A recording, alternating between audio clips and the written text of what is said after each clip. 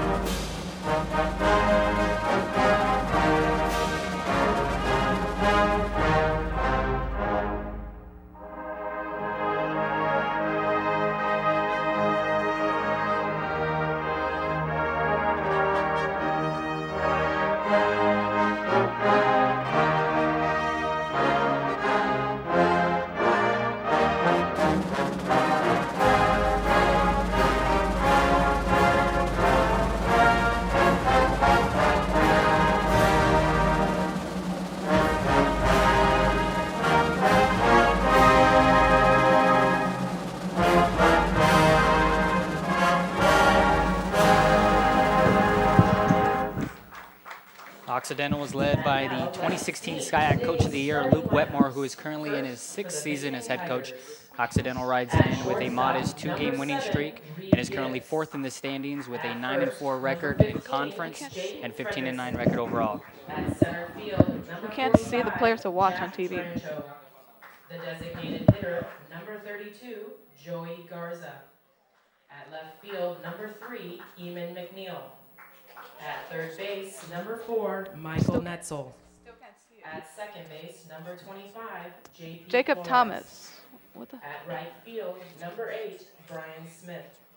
Catching, number 24, Dean The screen's not on. And the pitcher for today is number 5, Will Martell.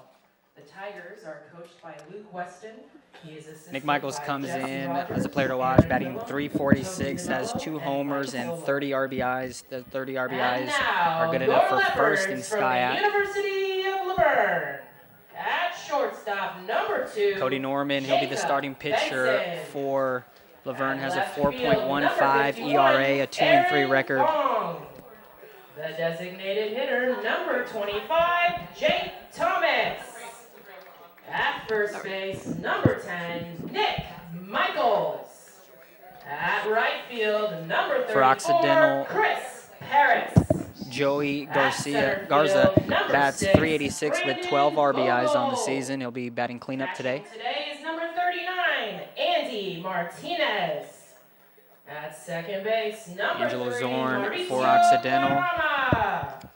At third base, number 5, Has 27 Rudy at-bats, Casares. batting And .370. pitching today to start us off, number 13, Cody 5 runs, 10 Norman. hits, and 2 runs batted in on the Leopards season. are coached by Scott Winterburn. He is assisted by Gabe Miranda, Michael Netzel batting Mason .286 on the Stoltenberg, season, has Sean 13 Faison, RBIs and Matt and Caselli. 91 at-bats. Thank you, and play 286 ball. average, 17 runs scored, 26 hits.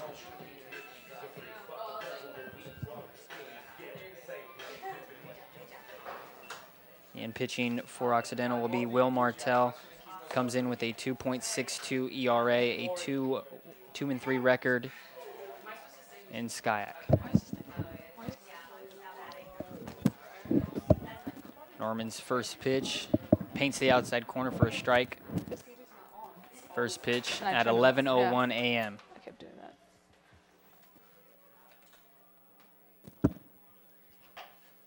First one by Norm, second one by Norman's outside, 1-1 the count.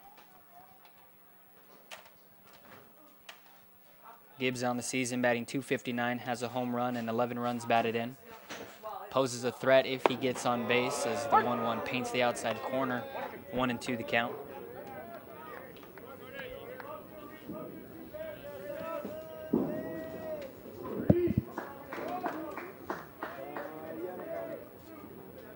The 1-2 is swung on and fouled back. We'll do it again.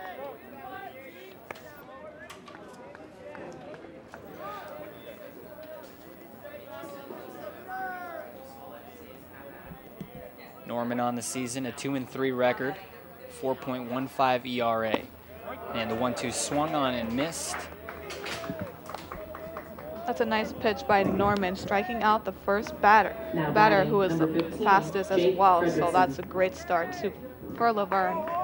With one out, La Verne in defensive positioning in left field, Aaron Fong, center field, Brandon Vogel, right field, Christopher Paris, third base, Rudy Cesares, shortstop, Jacob Benson, second base, Mauricio Guadarrama, first base, Nick Michaels, catching Andy Martinez, and on the mound, Cody Norman.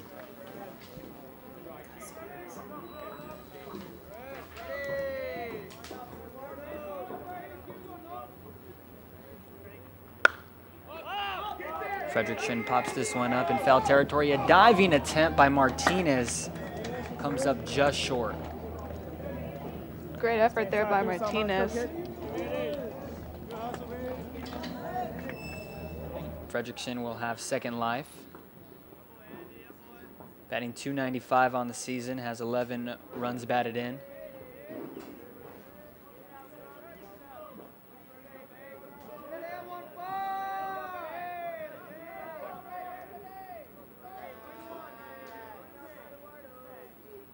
.02, misses high, off speed pitch by Norman.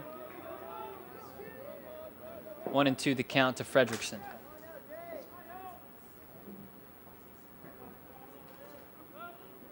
Frederickson swings and misses, back-to-back punch-outs to start the ball game for Norman.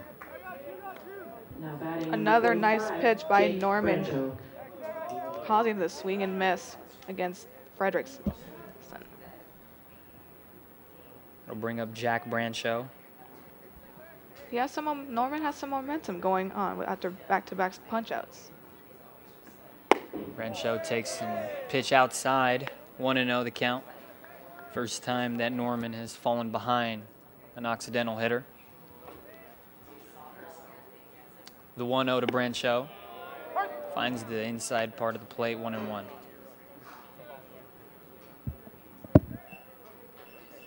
Brancho batting .271 on the season, has a home run and 11 runs batted in. The 1-1, swing and a miss, 1-2. That's the third 1-2 count for Norman. So as he continues, he can have a variety of pitches going forth now that he is once again in front. Norman in the wind, the 1-2, high and outside, 2-2. Coming into the ball game, Norman had 21 strikeouts in 34 2/3 innings. Has the swing and miss stuff today. The 2-2 to Brancho, swung on and fouled back.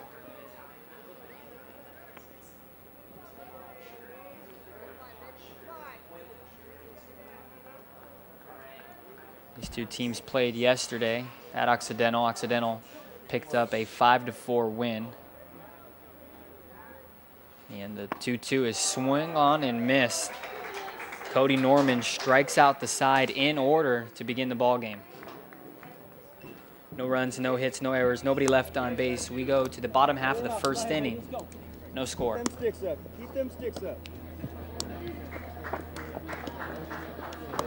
So this is the perfect start you want if you're La Verne.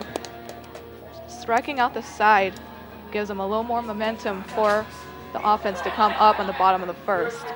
So if you're La Verne, you're definitely off to a fantastic start, and you gotta love it. We take a look at the lineup for La Verne. Leading things off, the shortstop Jacob Benson, second left fielder Aaron Fong, batting third the designated hitter Jacob Thomas, batting cleanup at first Nick Michaels, batting fifth in right field Chris Paris, batting sixth the center fielder Brandon Vogel, batting seventh and catching Andy Martinez, batting eighth the second baseman Mauricio Guadarrama, and rounding up the La Verne lineup at third base Rudy Cazares, and on the mound is Cody Norman for La Verne. On the mound for Occidental will be Will Martell. He comes in with a 2-3 record, has a fine ERA at 2.62. Their number 2 guy for Occidental. Their number 1 guy went yesterday, Josh Cohen for Occidental, had a complete game, picked up the win, allowed 4 runs, only one of which was earned, while also striking out 10. Now, if you're La Verne, it is very important, now that since this is their second guy with a very low ERA, to get hot as soon as you can, especially when you have a dangerous 1 through 3 players, including with Michaels, who just came off that game on Wednesday against Williams with a grand slam. So staying hot is key.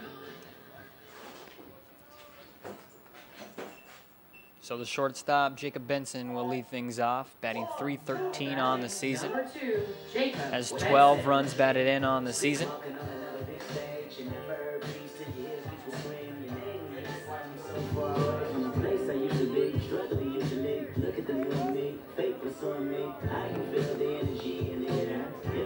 Dimensions here at Ben Hines Field. Down the line in left, 331 feet. Dead center at 410. Down the line in right field, 327. First pitch from Martell is in there, strike one.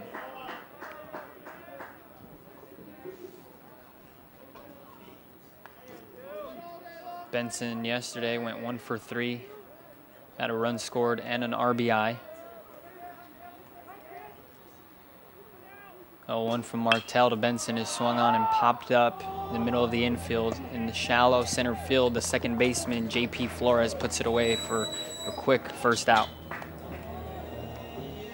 It's a good pitch by Martell to get Benson to pop up and shallow right field just above the dirt. Defensive alignment for Occidental. In left field, Eamon McNeil. Center field, Brancho. Right field, Smith. At first, Fredrickson. At second, Flores. Shortstop, Gibbs. At third base, Netzel. Behind the plate and catching, Dean Abramson. And on the mound, Will Martell, who finds the strike zone on Aaron Fong, 0-1.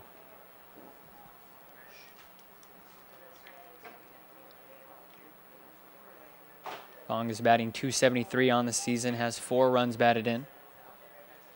Martell works the lefty, 0-1, comes inside. Nearly got Fong, just missed him. Count will go 1-1.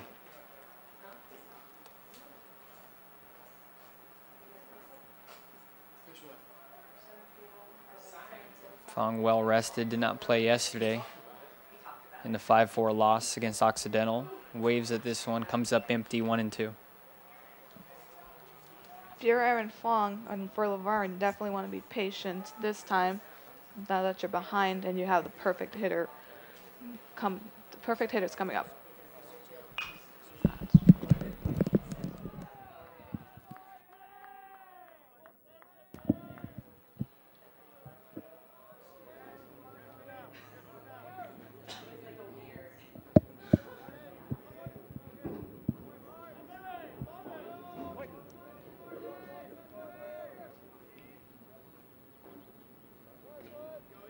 Martell into the wind, the 1-2 to Fong. His curve misses outside, 2-2.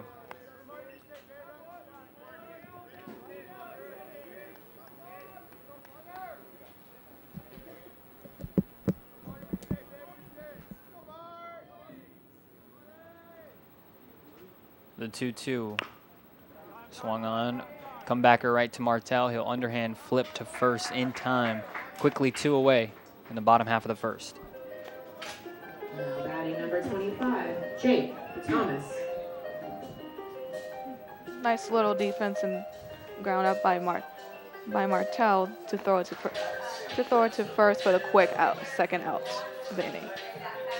That'll bring up the designated hitter, Jake Thomas, batting .378 on the season, has 2 home runs and 24 runs batted in. That .378 average is good enough for 5th in SCIAC as Martell quickly works. First one misses outside to Thomas, 1-0.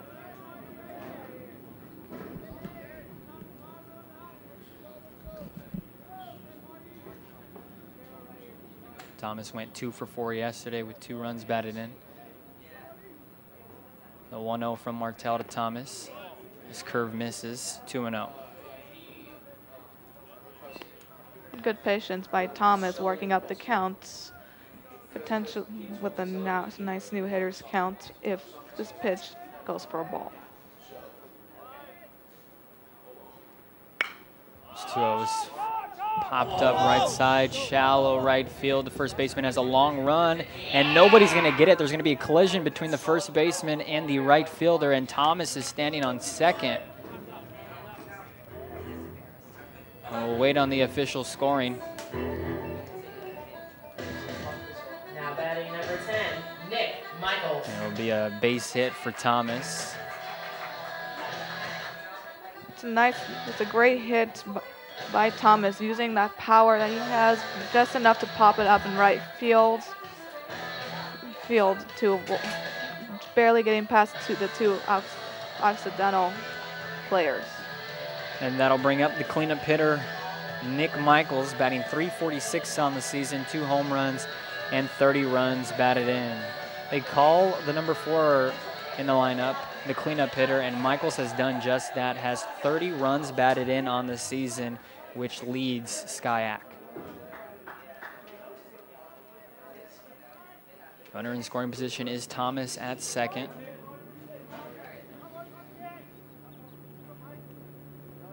Martell's first one is rifled right at the second baseman. It's going to hop right off of him. Goes into center field. Here comes the throw. It's going to be cut off, and Thomas is going to score on the hard hit by Nick Michaels. That's a solid hit by Michaels, going right, almost right up the middle, just out of the second baseman's glove to score in Thomas.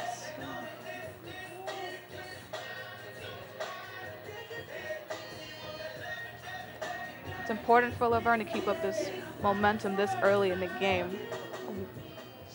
So La Verne jumps out ahead, the 1-0 lead. Still in the bottom half of the first, 2 away. Michaels is at first. Now batting is Chris Perez. Perez is going to be plunked on the first pitch by Martell. And La Verne now has runners at first and second, 2 away. And the center fielder, Brandon Vogel.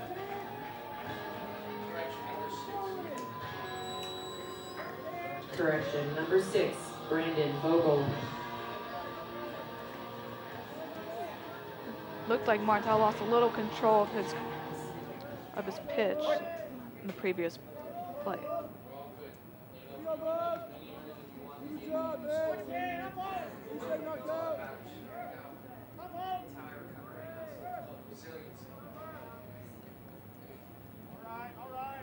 First pitch to Vogel, finds the outside upper half of the zone.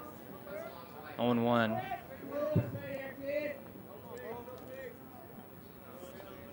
JP Flores, the second baseman for Occidental, is playing just the left side of second base, just to avoid, because he knows that it's going to be a hit, likely. Vogel swings at this one, pops it up. Right side of the infield, second baseman JP Flores makes the catch. 1 run, 1 hit, 1 error, 2 left on base. We go top half of the second, 1-0 La Verne. La Verne 1, Oxy 0. Nice job by Occidental getting out of that little mini jam to avoid any further damage from La Verne.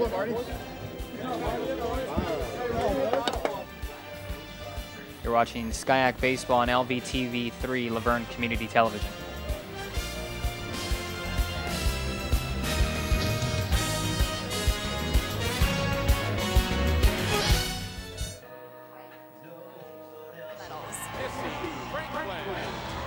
But this is a race I really want to win.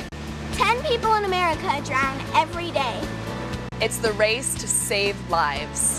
1 in 5 kids are younger than me. Growing up, my mom was afraid of the water, something she did not want me to feel. So I enrolled Missy in swim lessons. Swimming became my passion. It changed my life. And now you can do the same for someone that you love. Drowning is preventable. Did you know that swim lessons reduce the risk by 88%? Visit usaswimmingfoundation.org to find, get, or give a swim lesson. There's nothing more precious than your child's well-being. So act now, before it's too late. Make us fly! I'm glad I did. Thanks, Mom. The USA Swimming Foundation, saving lives and building champions. Top of the second here at Ben Hines Field. 1-0 La Verne leading. 4, 5, and 6 due up for Occidental. Joey Garza, the designated hitter, finds himself in a 1-1 count as Norman rifles in a fastball on the outside corner. Norman was able to strike out the side in order at the top of the first. Now falls behind Garza 2-1. Garza on the season batting .386, has 12 runs batted in. Infield shifting Garza to pull just a tad as he hits this one down the left field line foul. Count evens at 2.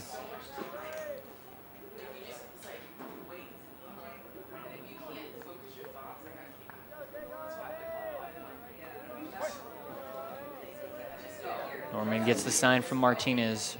Rocks and swirls. The 2-2's fouled back to the left. We'll do it again.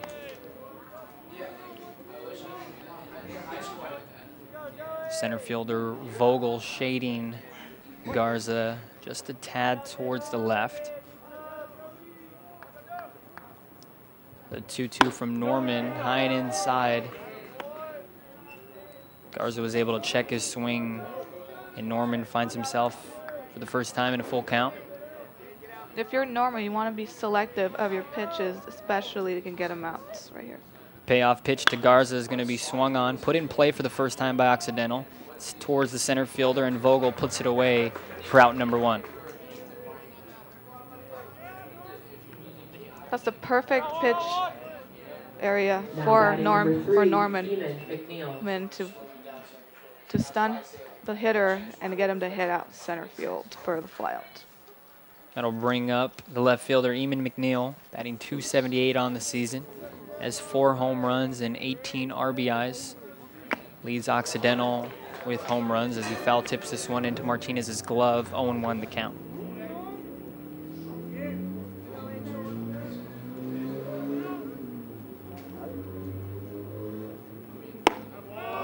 Norman paints the outside corner. 0-2. Now, an 0-2 count, you have a little more flexibility with your pitches, so you can go with the high fastball, you can go with the low curveball. You have a little more freedom here. 0-2 to McNeil. Just misses the outside corner. 1-2. That's a good location by Martinez, just right outside the plate. Didn't get the call. But didn't get the call. The 1-2 from Norman is high. 2-2.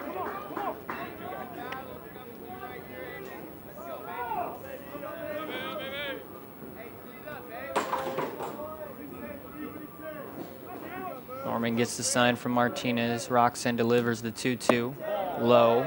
So from 0-2 now to 3-2. And back-to-back full counts.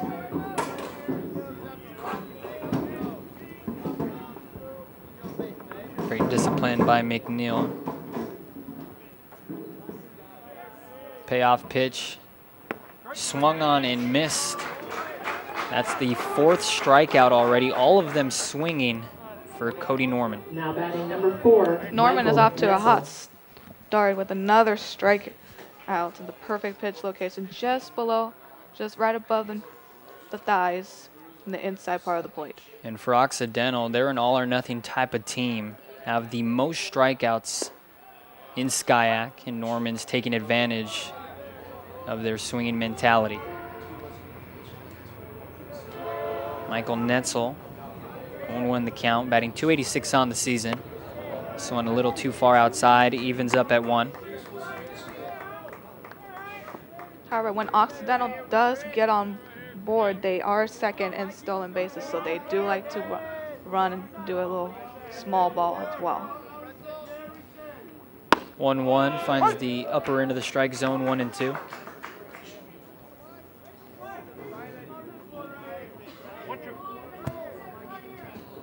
Netzel, the third baseman, has 13 runs batted in on the season. This one's a little inside. 2-2.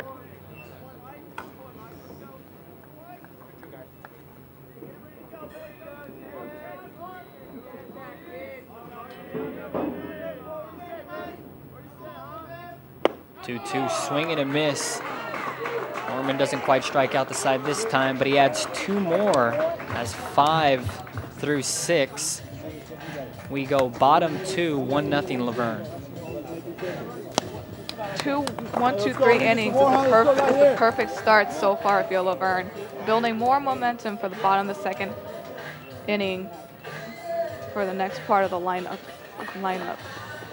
So if you're La Verne, it's a perfect start. It's a great start.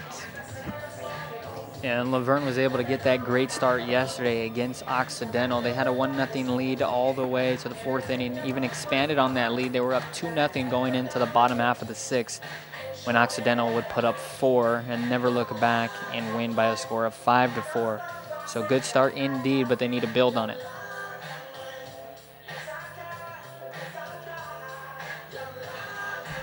Martell will work on his second inning.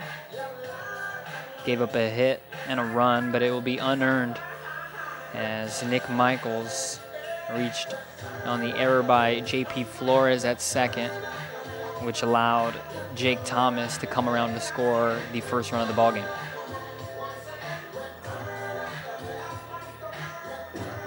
Seven, 8, and 9 will be due up for La Verne here in the bottom half of the second. It'll be Andy Martinez, the second baseman Mauricio Guadarrama, and the third baseman Rudy Cazares.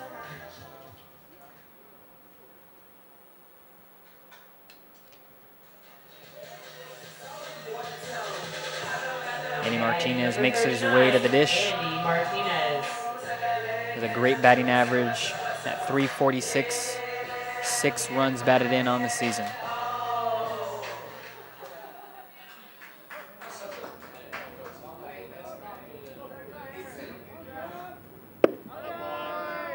First one to Martinez is in there, 0-1.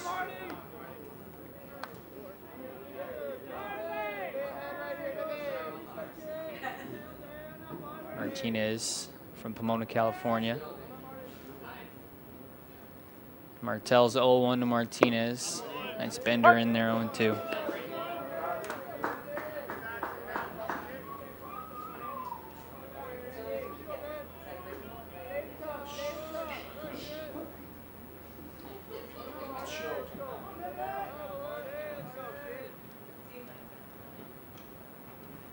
O2's rifled into right field for a leadoff base hit here in the bottom half of the second. So Andy Martinez continues his hot hitting, picks up a leadoff single. Good contact by Martinez, getting the barrel of the bat, hitting the ball right above the second baseman and first baseman, getting out to the outfield for a base hit single.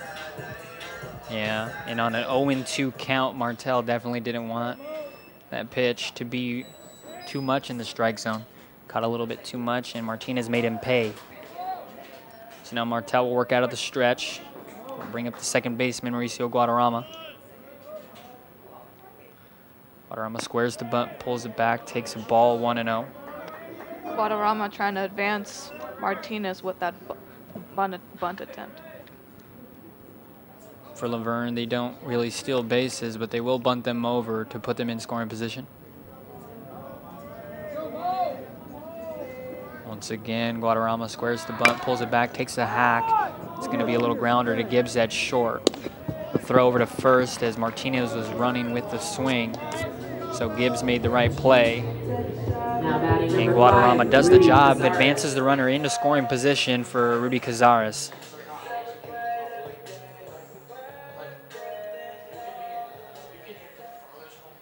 Rudy Cazares, batting .294 on the season, has 1 homer and 8 runs batted in.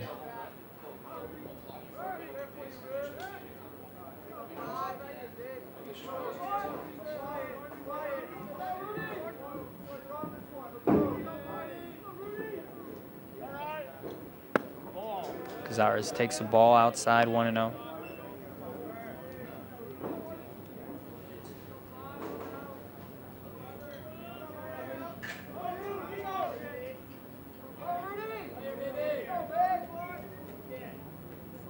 La Verne with a 1-0 lead in the bottom half of the second, trying to add to that. The runner in scoring position, Andy Martinez, at second. So 1-0 misses, 2-0.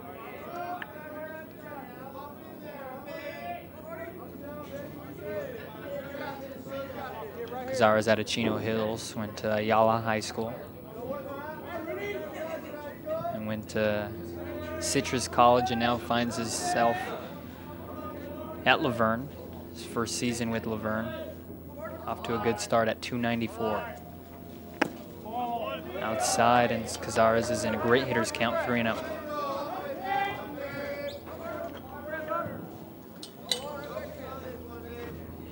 Expect a fastball, or basically expect a fastball from Martel or any type of pitch that's near the strike zone. So it's a great count. Martel with the high leg kick, 3-0. Off speed, finds the strike zone, 3-1.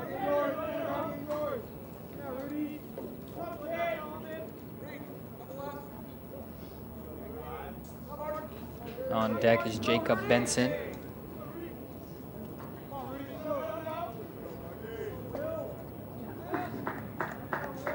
With runners on base, Martel gets a little bit more deliberate, takes his time and sets the pace that he likes. As this one is going to find the strike zone, so from 3-0 to 3-2. If you're Cazares, you want to be a little more patient now it's a full count, but still slightly aggressive as you do have a man on second with only 1 out. Martel, a long look in at Abraham, and Cazares is going to take his time.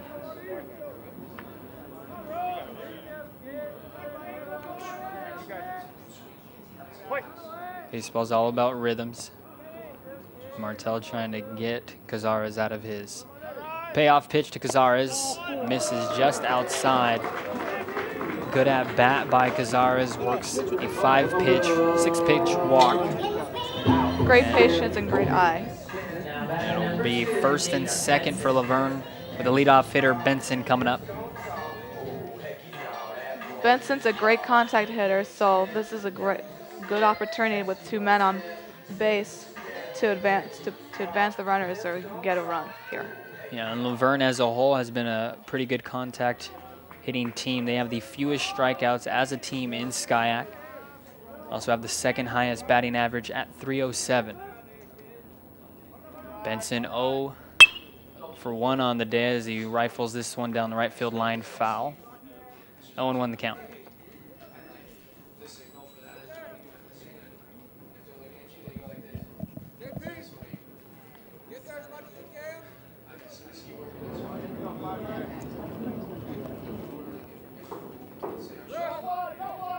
Third base coach giving a few words to Benson. Benson in the first inning popped out to the second baseman Flores.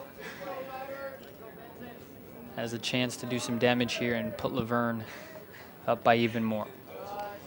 Squares to bunt. It's a good one. Flores is going to have to field it off the mound. Underhand flip to first.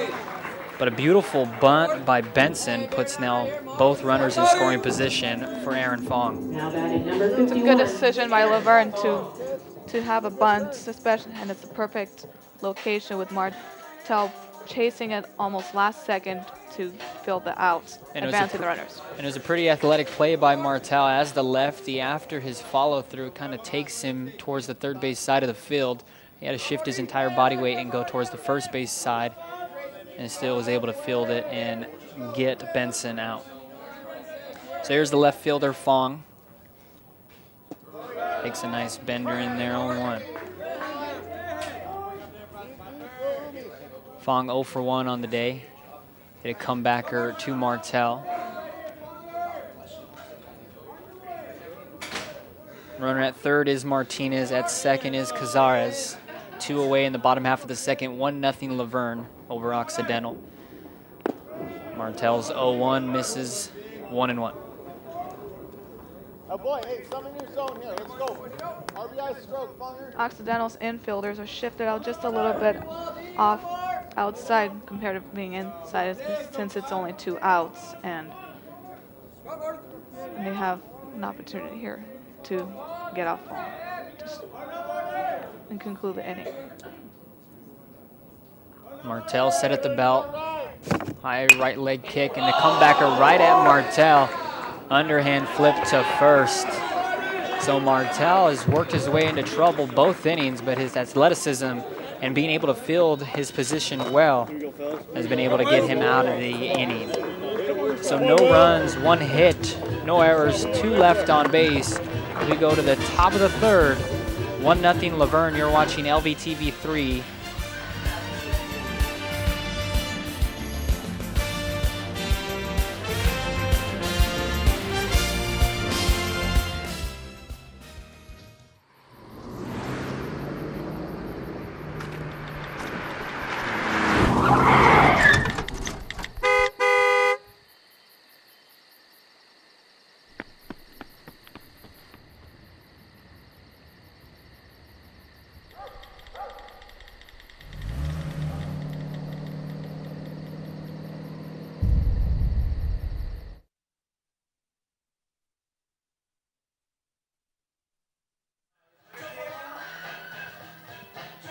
Top of the third here at Ben Hines Field. La Verne with a 1-0 lead. They got that 1 run in the first inning. It was a 2-out double by Jake Thomas, followed by Michaels reaching on an error that allowed Thomas to score from second base. Norman working on his third inning. 6 up, 6 down to begin the ball game with 5 strikeouts, all of them swinging. Now, while Norman here can be a little more comfortable, he still cannot take his foot off the brake here. Flores squares the bunt, takes a strike. 0-1 the count. JP Flores on the season, struggling, batting .169 with 5 RBIs. The 0-1 to Flores gets the bunt down. Norman's going to have to come off the mound. This will be the third baseman. Cazares coming in and getting Flores for out number 1. Great field work by Cazares to quickly glove up the ball and throw it out at first to Michaels. So heads up play by the third baseman Cazares. 1 away, and will bring up the right fielder Brian Smith. Has 2 homers on the season, one of which came yesterday. Fouls the first one back.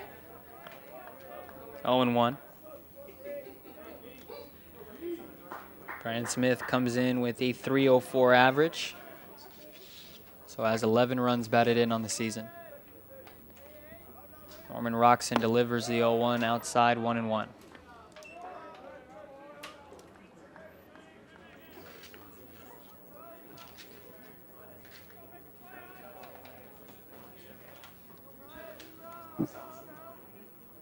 This one's going to be rocked into left field for a 1-out single. Pitch was left up in the zone, and Brian Smith knew what to do with it. And Occidental has their first base runner and first hit of the game.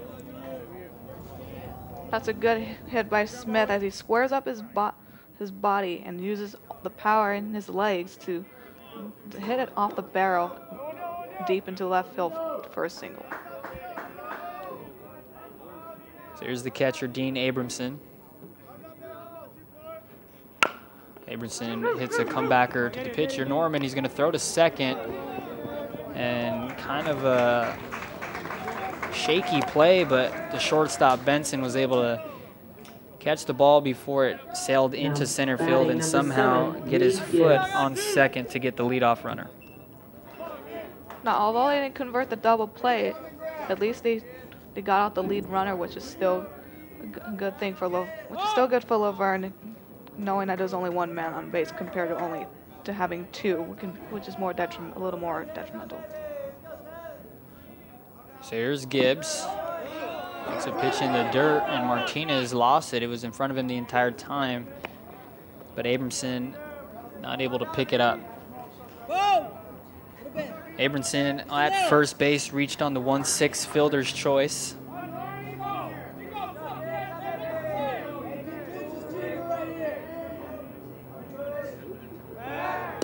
Pickoff attempt, and Abramson's back.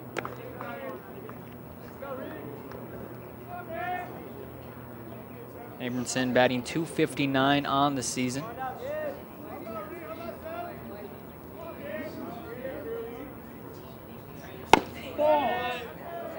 Takes a good fastball on the outside part of the plate for a ball.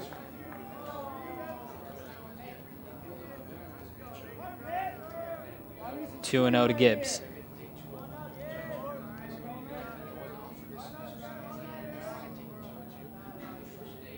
Norman out of the stretch, the 2-0 to Gibbs. In there, 2-1.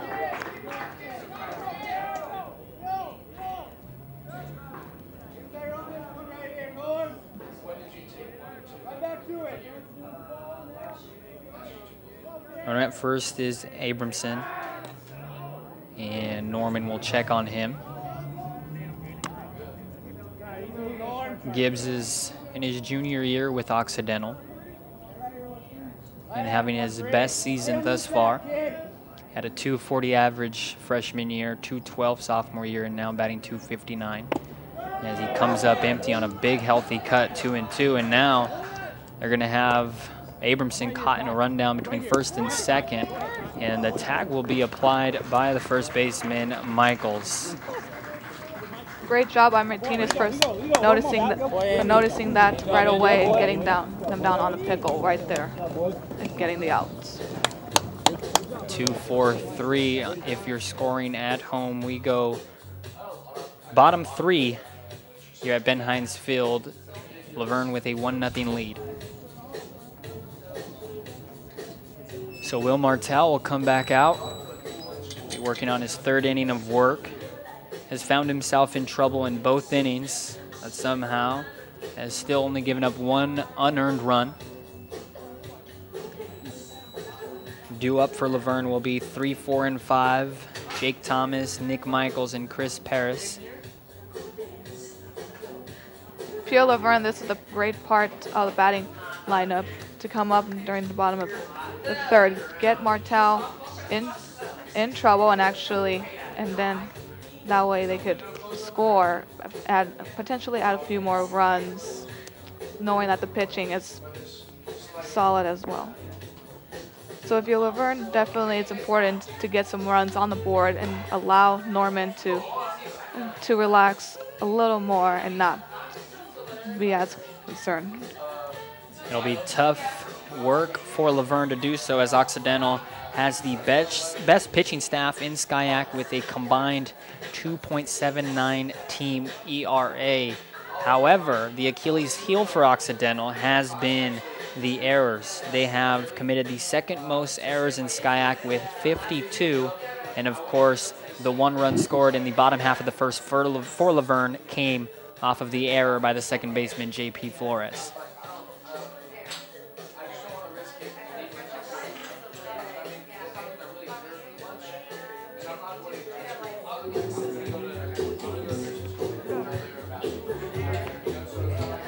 Thomas had a pair of hits yesterday, is 1 for 1 today, doubled and scored in the bottom half of the first. Now batting number 25, Jake Thomas.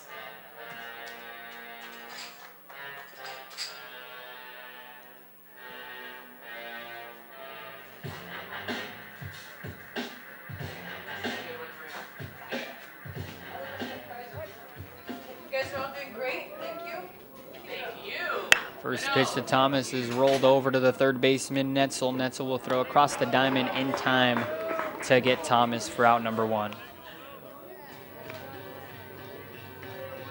Bottom of the third, 1-0 La Verne. 1 away. That'll bring up Nick Michaels. Now batting number 10, Nick Michaels. Michaels reached on the E4 in the first inning and was left stranded at second. Martell with the high leg kick. Michaels squares to bunt, takes it back, and takes a strike, 0-1.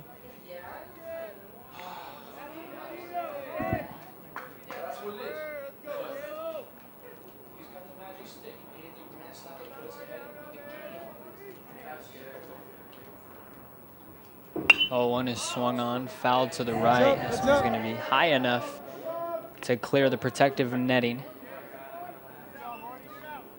Ian Michaels is in the hole 0-2.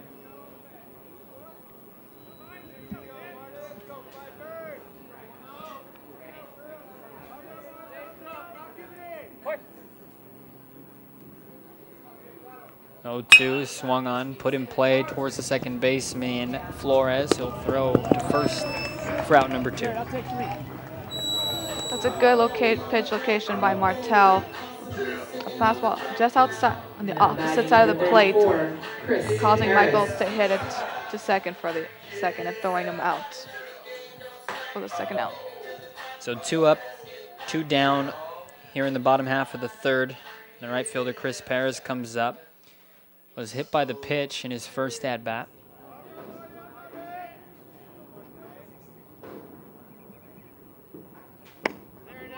Martel's fastball finds the outside corner. 0-1 the count. Martel in his pitching delivery rocks towards his left and then picks up the right leg and pauses just a little and then delivers. 0-1, great location again, 0-2. Now having that little pause in between his delivery freezes up hitters just slightly because they're not sure what pitch is about to come.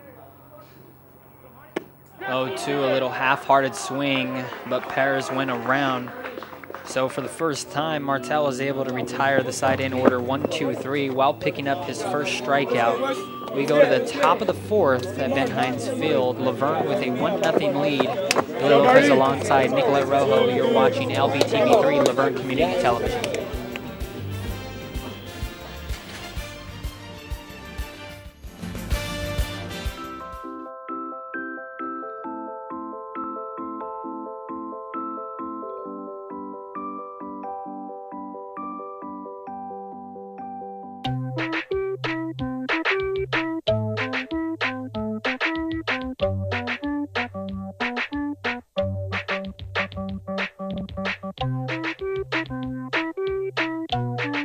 Start a story. Adopt at theshelterpetproject.org. Top of the fourth and top of the lineup due up for Occidental. Norman has worked 3 innings, allowed 1 hit, but has faced the minimum as they were able to get Abramson picked off last half inning while Reed Gibbs was batting. So Reed Gibbs gets a fresh count against Norman. If you're La Verne, it's very important to make sure to keep Gibbs off base as he is the speedster and will likely look to steal wherever he can. Gibbs 0 for 1, struck out swinging to begin the ball game. Norman rocks and delivers. The first one to Gibbs is fouled back to the right, 0-1.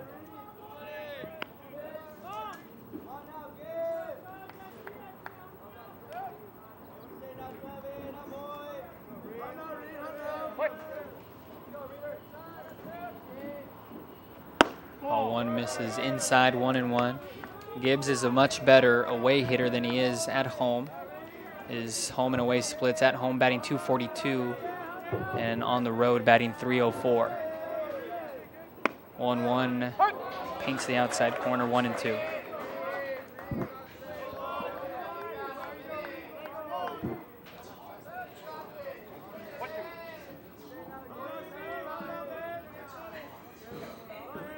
Norman rocks and delivers the 1-2 to Gibbs.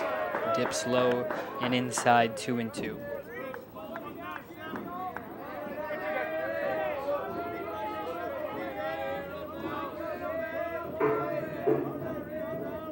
To Norman. From Norman is fouled back. Great location there and just fouling it off. It's a good battle between the two, and this normally benefits the hitter because it gives him a chance to actually tire out the pitch a little more. 2-2 misses high with the fastball. Count works full. The third full count that Norman has been in.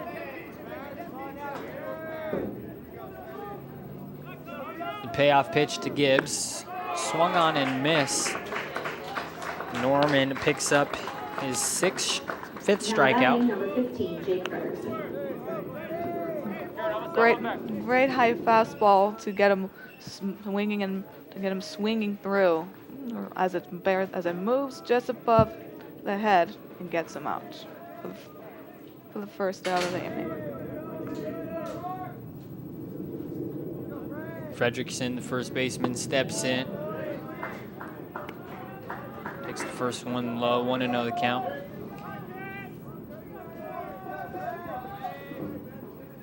Norman's 1-0. He's low, 2-0. Besides falling behind the count, 2-0 here. Norman has had pretty good control throughout the game early on. 6 strikeouts, all of them swinging, and that's kind of what this Occidental team does. As this one's rocked in shallow right field, making a leaping grab off of the grass when scooting his way into second. It was a nice grab by Guadarrama. Great job of Guadarrama, never taking his eye off the ball and hustling for that ball and extending his arm just to catch it as he dives into the grass.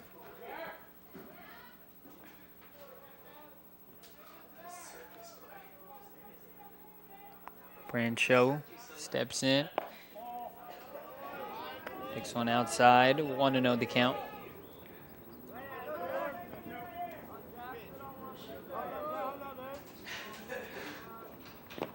Is low, 2-0. Brancho 0 for 1, struck out swinging in the first inning. Norman struck out the side to start off the game. Has collected 3 more.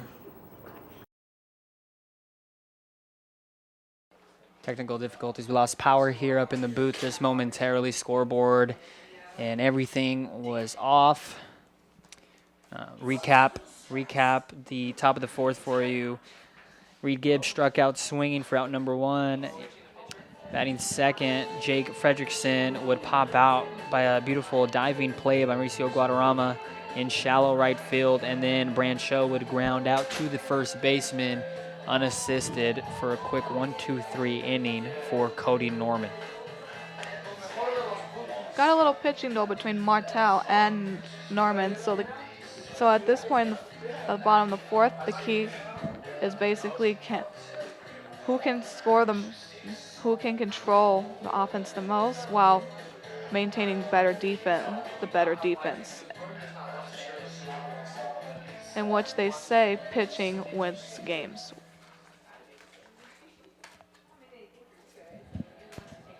Six, 7, and 8 due up for La Verne here in the bottom half of the 4th. Brandon Vogel will lead things off here. Vogel in the first inning would pop out to the second baseman to end the bottom half of the 1st.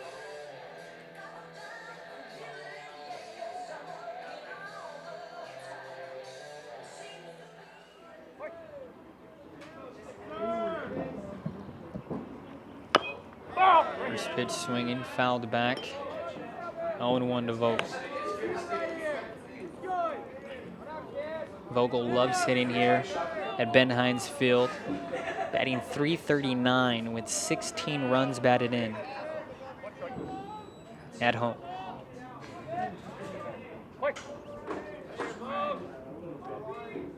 Martel with the leg kick and delivery, high and away, 1-1.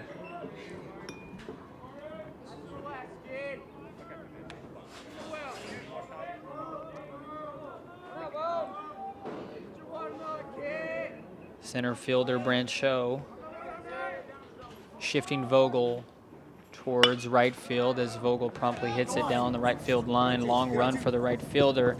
It'll go foul. Count moves to 1-2.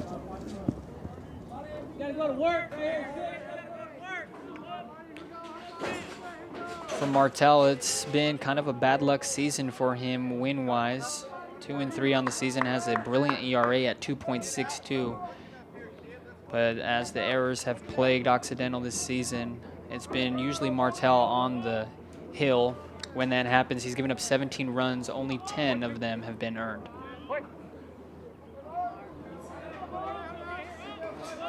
1-2 is swung on and ripped foul to the left side.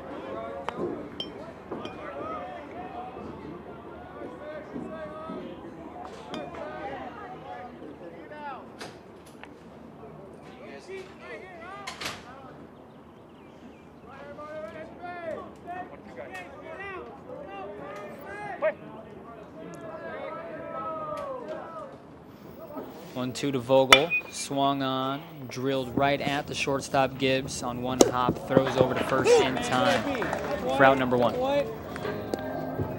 Good hustle by Vogel to nearly reach first, but better defense by Occidental. 39, Andy Martinez. So 1 away. I'll bring up the catcher Andy Martinez. Had a base hit to lead off the bottom half of the second when stranded at third base. Martinez, the senior, takes a pitch low, 1-0.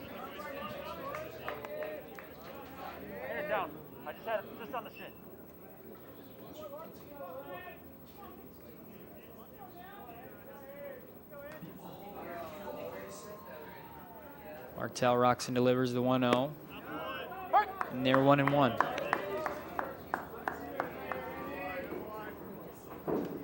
Nice curveball by Martell, catching the corner of the plate for the strike. The 1-1 from Martell. Swing and a miss, 1-2. Martinez out in front on the off speed. Center fielder Brancho shading Martinez towards right center field. The 1-2 swung on and fouled back to the home dugout down the first base side.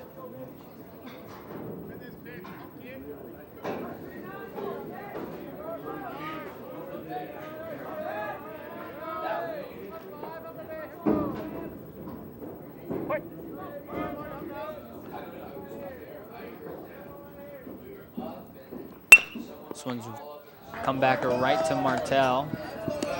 1-3 on the putout. Oh, now it's good. So quickly, 2 up and 2 down here in the bottom half of the fourth. It'll bring up the second baseman, Mauricio Guadarrama, who's coming off a spectacular defensive play in the last half inning. 1-0 La Verne leading.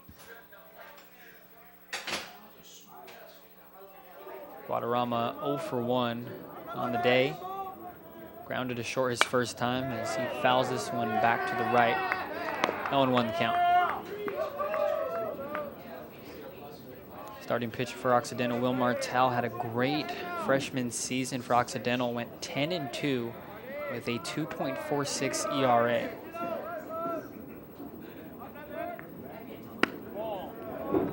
As this one misses outside, 1-1.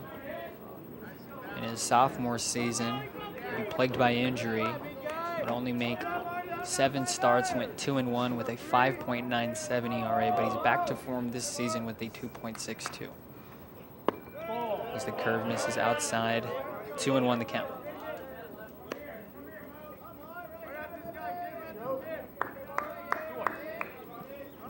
Martell has retired the last 7 in a row. So 2-1 is going to be rocked towards the left field gap. Make a long run and a diving play by Jack Brancho to end the 4th inning.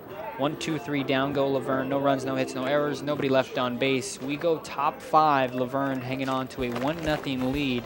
You're watching LVTV 3, La Verne Community Television.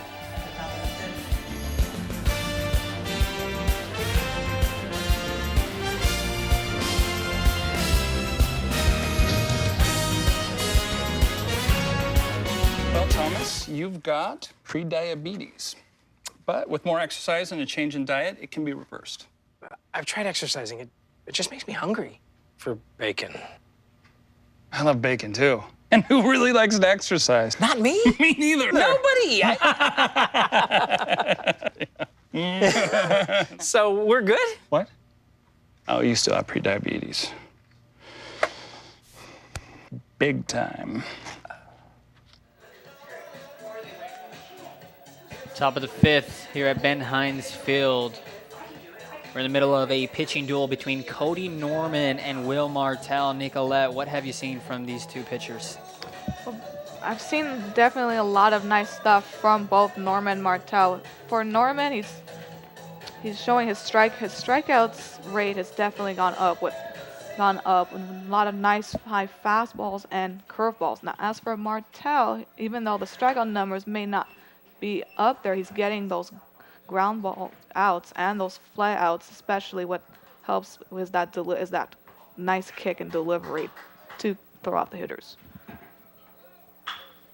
First pitch is rocked into left field for a leadoff single. That's the designated hitter, Joey Garza. Second hit allowed by Cody Norman through 4+. Good start by Occidental, getting a hit right off the first pitch, getting inside into left field for a single and man on board. So for the first time, Occidental has a leadoff runner, and that'll bring up their leading home run hitter, Eamon McNeil, who has 4 on the season. Norman out of the stretch, set at the belt. First one to McNeil's foul to the right side, 0-1. If you're La Verne, you definitely got to be careful in this situation. Even though it's only one man and no outs, McNeil is still a very good hitter, a very good power hitter. So definitely be careful location-wise if you're Norman. The 0-1 to McNeil. And there 0-2. Change of speeds by Norman. Able to fool the powerful McNeil.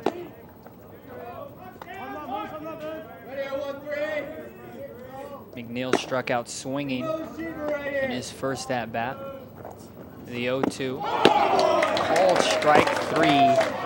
McNeil window shops for out number 1. Perfect pitch location by Norman and Martinez to decide on that pitch. Right at the knees.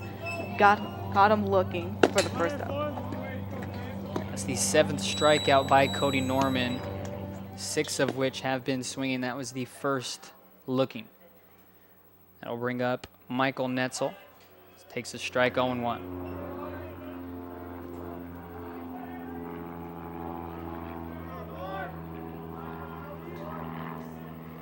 Infield and outfield play Netzel straight up, as there's a pickoff attempt at first, but diving back safely is Garza.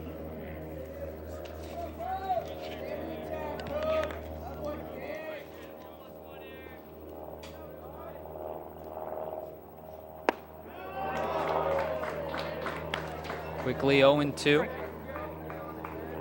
Garza at first only has 1 stolen base on the season, but this Occidental team loves to steal.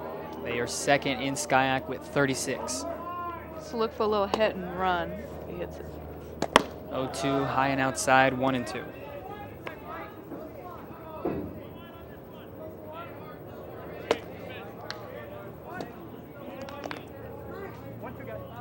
Netzel struck out swinging back in the 2nd inning.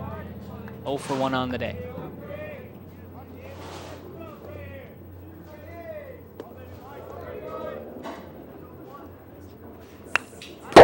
Fouled back.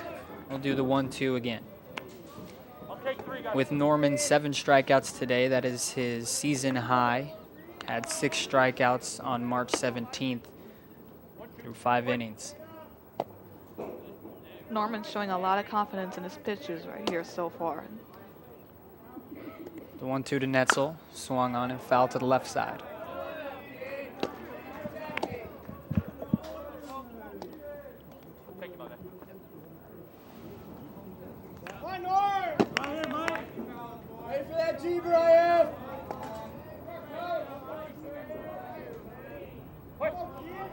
La Verne, a ground ball away from getting out of the 5th. Set at the belt. 1-2's popped up. Foul behind the plate and off the protective netting behind home plate.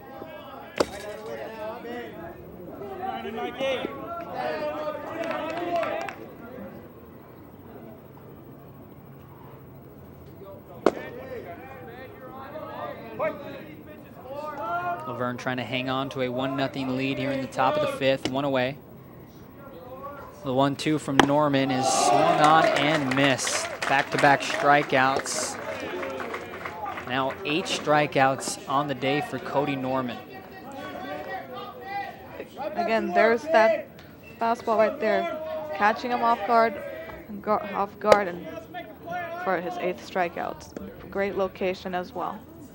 So that'll bring up the second baseman, J.P. Flores. As there's a pickoff attempt, but Garza's back in there with a head-first dive. Flores kind of responsible for the only run allowed in the ballgame, as there was a rifled hit by Michaels back in the 1st inning that bounced off of his chest, which allowed Thomas to score from second on the error.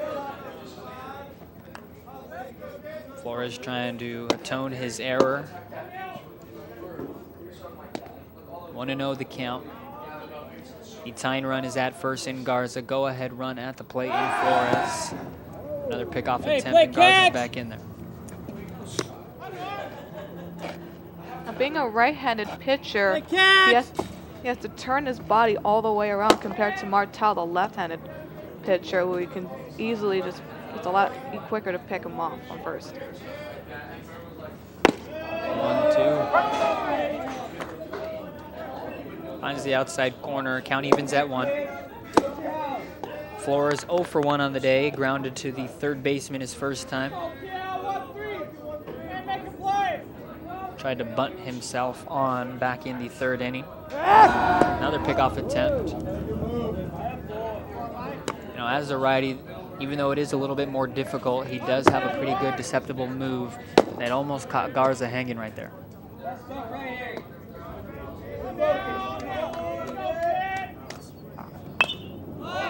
One's fouled back. Count moves to 1-2. Top of the 5th began with Joey Garza promptly singling into left field to lead off the inning. Back-to-back strikeouts, now 2 away for Norman. And Flores is in the hole, 1-2. Hey, sit down. Both you guys, sit down.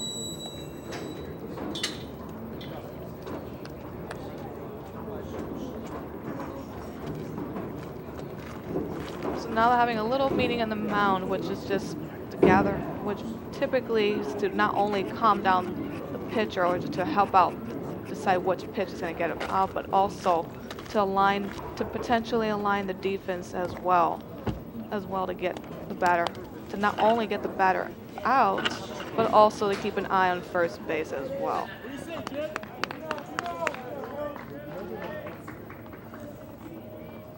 So after the short mound visit, play will conclude. Flores trying to get Occidental on the board, represents the go-ahead run at the plate. Norman set at the belt, the 1-2 outside, 2-2.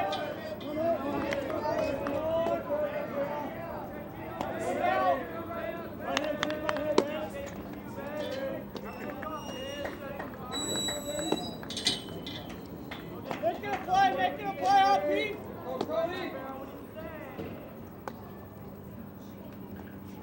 2-2, swung on and shot down the right field line, foul.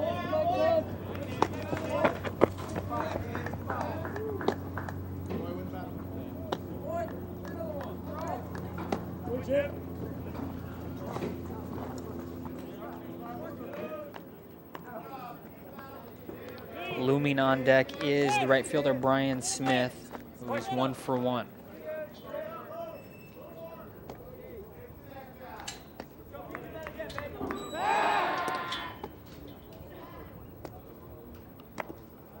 If anything, just slows down Garza just a bit. Also just to keep an eye on him A little bit, especially with that quick move of Norman's. 2-2 to Flores, swung on, shot into the right center field gap. Long run for the right fielder. Diving catch by Christopher Paris. Keeps this ball game at 1-0 for La Verne. We go bottom 5. No runs, 1 hit, no errors, one left on base. 1-0 La Verne. It's a fantastic catch by Perez, just hustling down to left center field, never keeping his eye off the ball and diving for the grab, extending that arm out. Also, great job by Bogle going behind him in case the ball gets by him, so to prevent any further damage.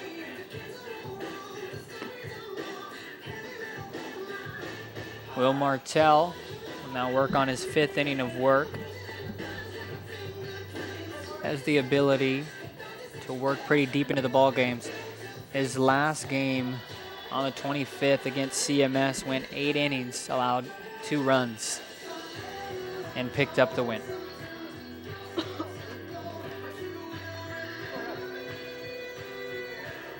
It'll be 9-1-2 due up for La Verne in the bottom half of the 5th.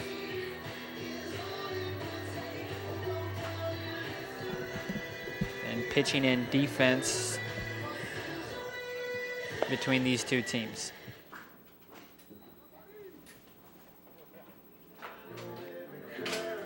Rudy Cazares will lead off the bottom half of the 5th. Walked in his first plate appearance as a .294 average with 8 runs batted in.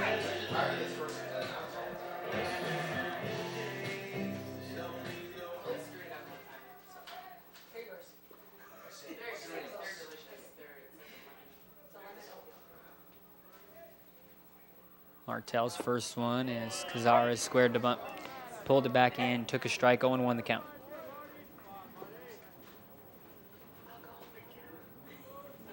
Martell has only allowed 2 hits through 4 innings, 1 unearned run, and has 1 strikeout.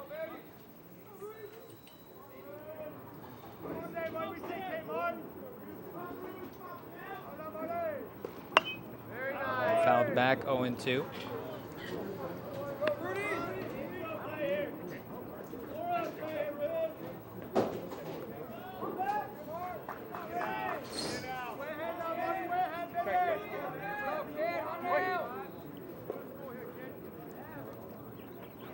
Oh-2, curve misses outside, 1-2.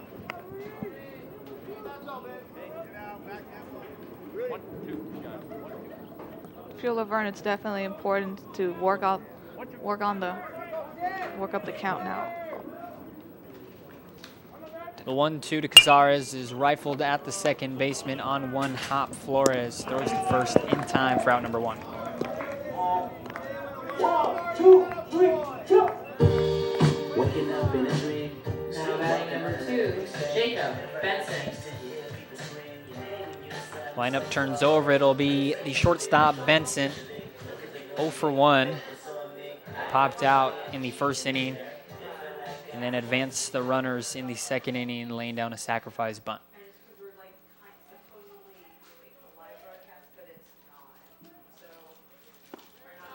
Martell locates the curve in there, 0-1.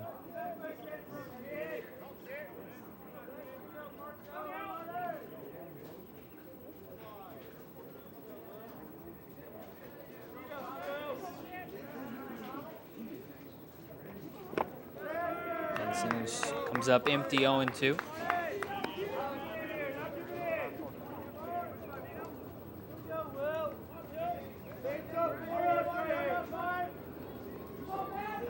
Benson out of San Diego. His freshman year last year struggled, batted .198. Just turned things around this year, batting .313. As he dribbles one over to the shortstop, Gibbs picks it up and throws over to first in time, 2 away. That's 2 quick groundouts for Occidental. Now batting number 51, Aaron Bond. So if you're La Verne, definitely want to be a little more little more patient, however, to work up the count. However, with Aaron Fong coming up, we got some potential speed if he's on board. First one misses inside to Fong. 1-0 the count.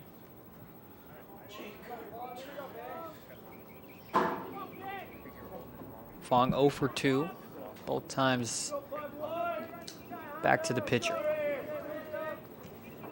1-0 from Martel to Fong, outside 2-0.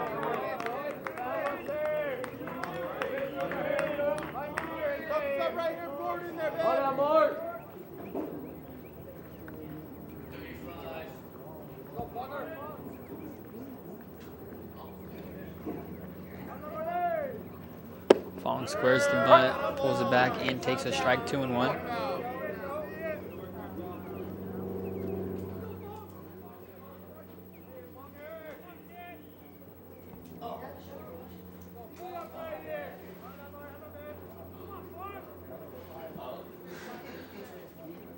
Two ones rifled right back up the middle, just off the glove of Will Martel. Martel was visibly upset with not being able to hang on to that one, but that one was smoked.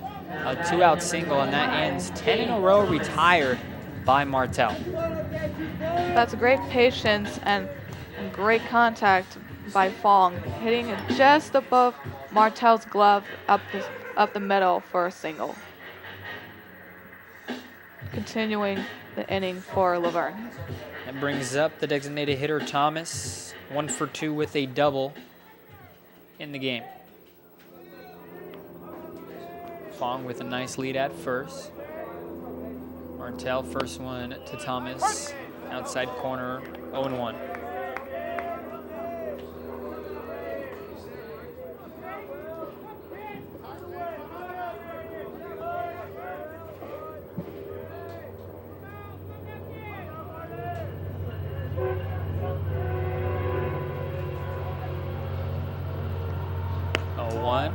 This is outside, 1-1. Abramson trying to frame the second one like he did the first.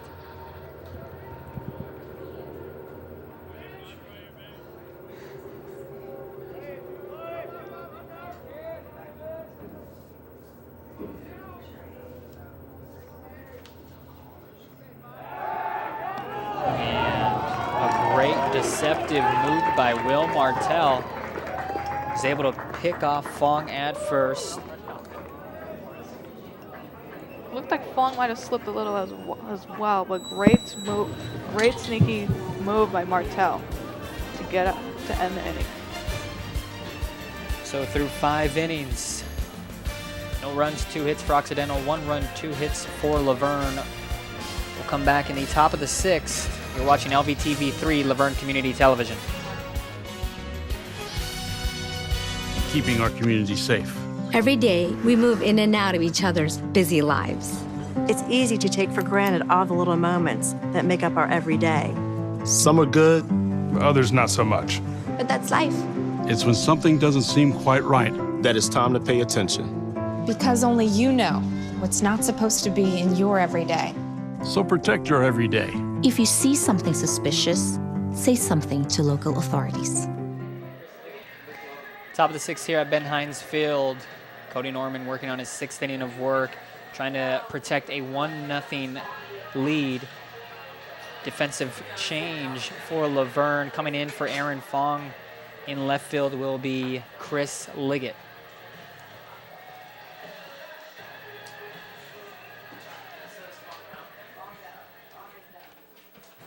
Brian Smith, the right fielder, will lead off this 6th inning. Has 1 of 2 hits for Occidental.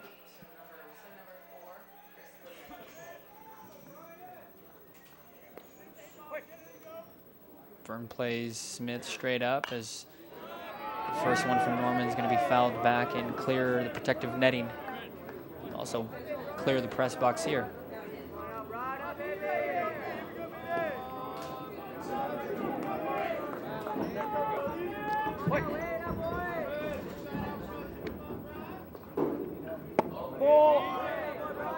One misses inside, 1-1.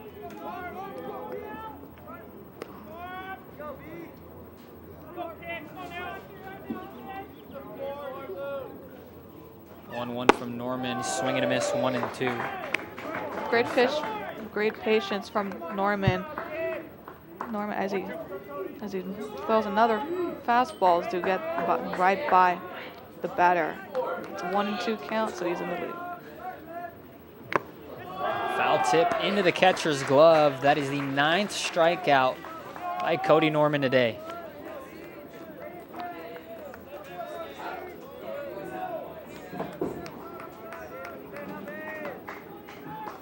Norman has the swing and miss stuff, and this is the team that will swing. Infield and outfield play Abramson straight up as Norman throws in a curve for a first pitch strike.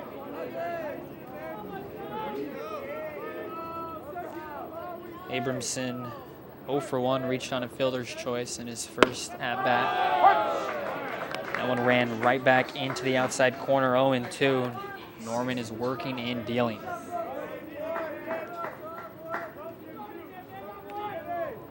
Set at the belt into the wine, 0-2, misses high, 1 and 2.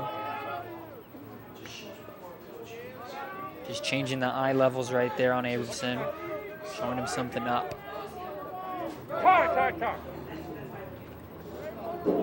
And Abramson's going to call for time. Doesn't like the pace that Norman is working with. And when Norman is feeling it, he'll be a little bit more quick in between pitches. As the 1-2 dips low, 2 and 2.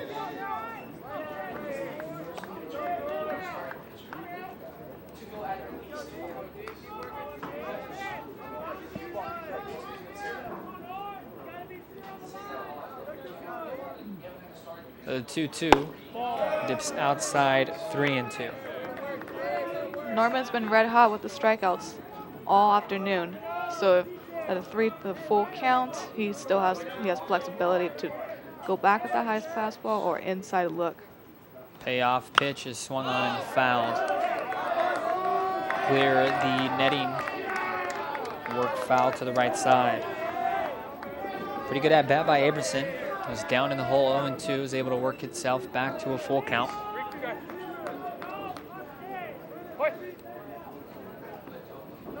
The 7th pitch of this at bat is swung on and missed. He went around. That is the 10th strikeout now by Cody Norman. Now batting number 7, Reed Gibbs. Went back with the high fastball there. Caught him barely checking his swing to get that punch out.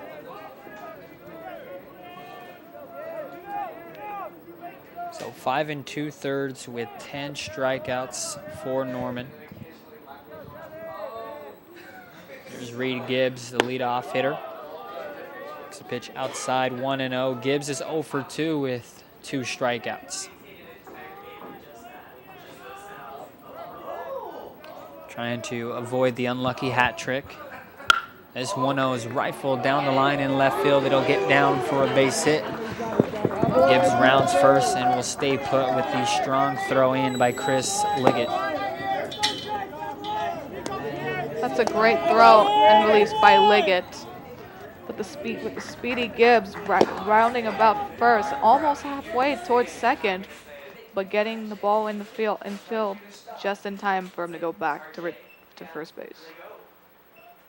And Norman and Martinez need to be wary now, as Gibbs has 11 stolen bases to lead Occidental.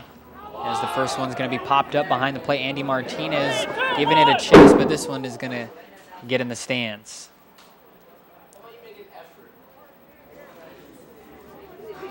No 0-1 the count.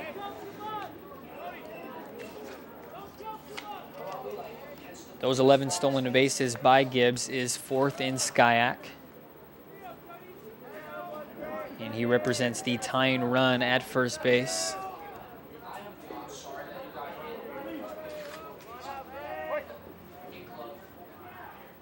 Fredrickson, the lefty, 0 for 2 today. Pickoff attempt. And Gibbs is back.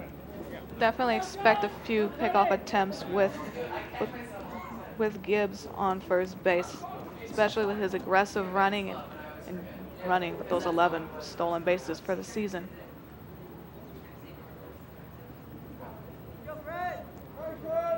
La Verne trying to protect a 1-0 lead here in the top half of the 6th. Cody Norman has been hurling a gem. Swing and a miss. 0-2.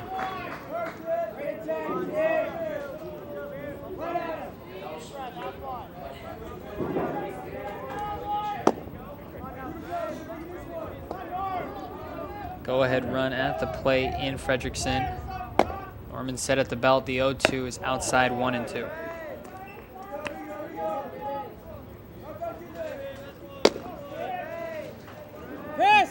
Norman a strike away from striking out the side for the 2nd time in this game. Pickoff attempt at first. Gibbs back in there safely.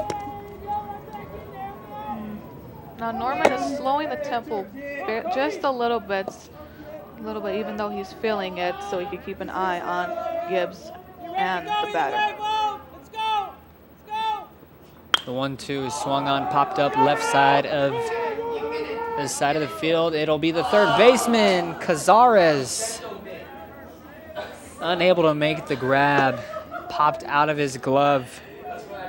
And so Frederickson is gonna have second life. Great hustle and great job tracking down the ball, just couldn't keep it in his glove. It looked like it hit out of the palm of that glove, which is very hard to catch once it hits that part of the glove.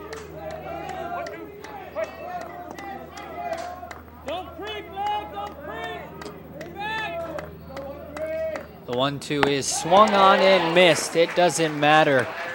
Norman strikes out the side again. Now has 11 strikeouts, 10 of which have been swinging.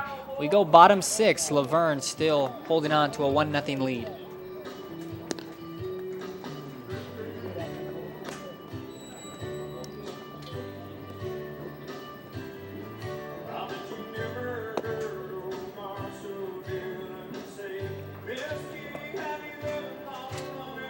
It was the 6th inning yesterday that allowed Occidental to get back in the ball game, and they put up 4 runs to eventually not only tie the game but take the lead against La Verne. Perhaps La Verne can take a page out of Occidental's book here in the 6th and add some runs to their 1-0 lead.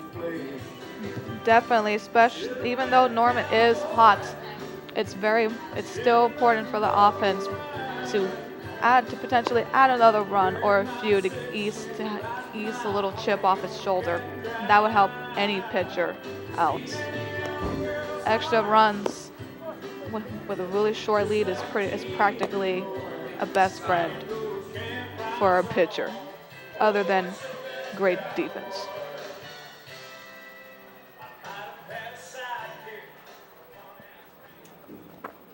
Part of the order due up for La Verne, 3, 4, and 5. Jake Thomas, Nick Michaels, and Chris Paris. Thomas was up to bat in the 5th when Fong would be picked off to end the inning. So he gets a fresh count here to lead off the 6th inning. Now batting number 25, Jake Thomas.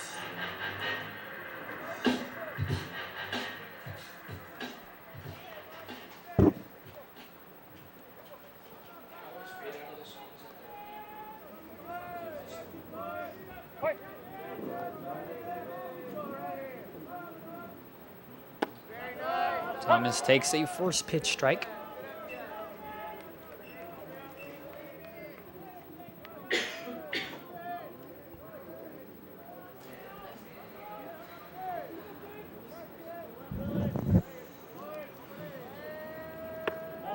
One dips low, 1-1.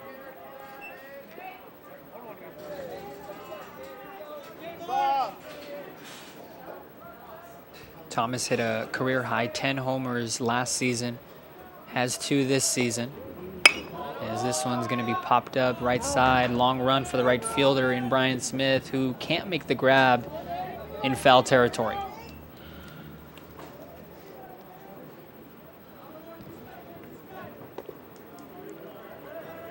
looked like he took an extra step there since the ball actually fell a couple inches right behind his glove. He barely missed it. Thomas with a long, slow walk back to the plate. Behind in the count, 1-2.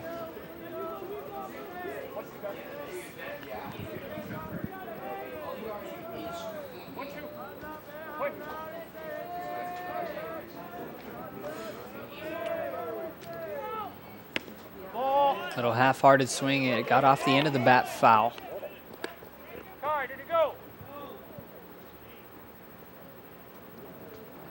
Peeled down to first.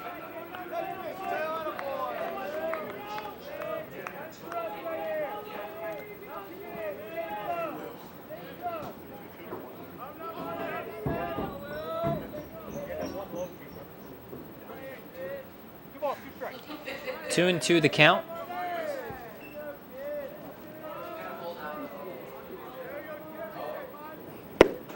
Two swing and a miss. Down goes Thomas. The second strikeout for Martell. One away here in the bottom half of the sixth. Thomas just missed that pitch. That pitch right there. Almost had it, but the bat was barely above it. The ball and timing was a little off to get him for the punch out.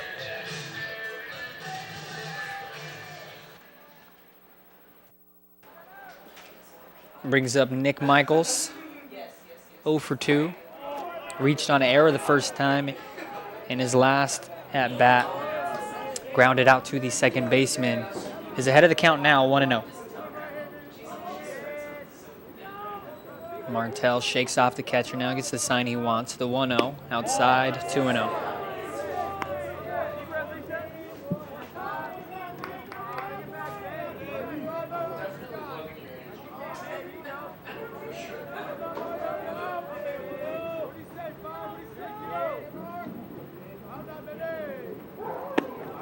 Two out came out a little bit early, 3-0.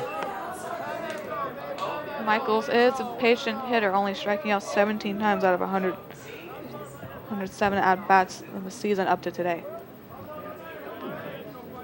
And has shown he can do severe damage as well. And loves to hit here at home, batting .391. As the 3-0 finds the strike zone, 3-1.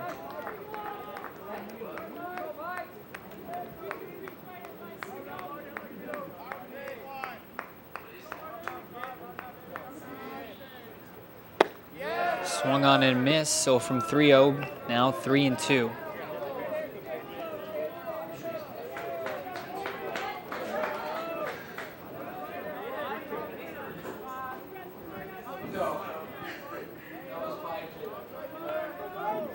Payoff pitch to Michaels is shot into the right center field gap. It'll get down for a base hit. Rounding first and staying put is Michaels with a one-out single here in the bottom half of the sixth. Now batting number 34, Chris Harris. It's a great job by Michaels coming back up from that strike, from that swing and miss to get a hit in right center field, almost getting passed by the right fielder.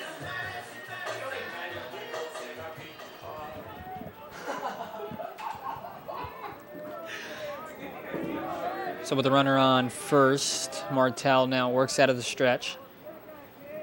Chris Paris, the right fielder.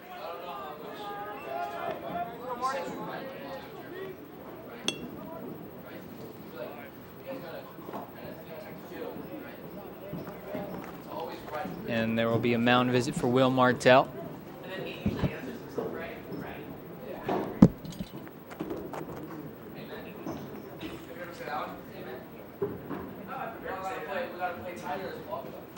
Both teams in visits with La Verne right by the dugouts, discussing batting, likely discussing batting approach and running and their run approach as well, especially with they're still up, only up by 1, bottom of the 6th. So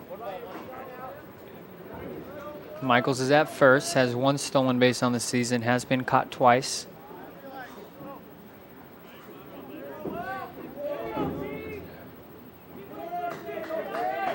Paris at the dish, 1-0 the count. 0 for 1 today. High leg kick to Martel. This one's rocked into right field. A perfect hit and run.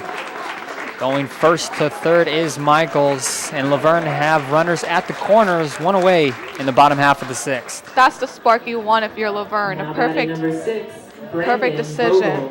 Great location. It hit right to the right fielder, and Michaels was already taking offs. Hence now there's runners on the corners with 1 out, and that's a very good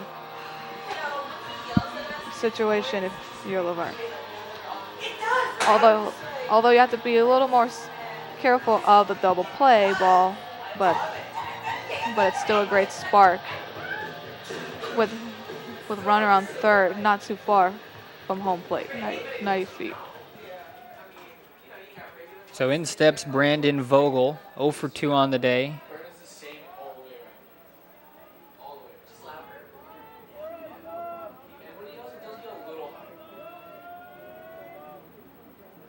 First one to Vogel is going to be bunted towards the first base side, foul. It's kind of a good attempt right there. Off with the bunt were both runners. Michaels probably would have scored from third, and also you put Paris in scoring position with 2 outs.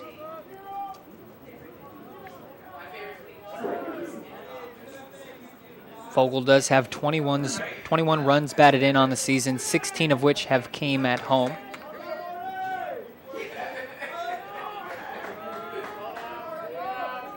La Verne trying to tack on some insurance here in the bottom half of the 6th.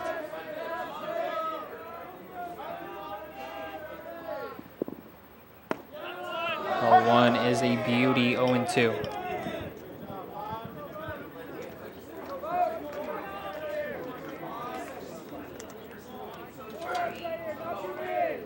Infield in double play depth. The right fielder, Brancho, shading Vogel towards right center field.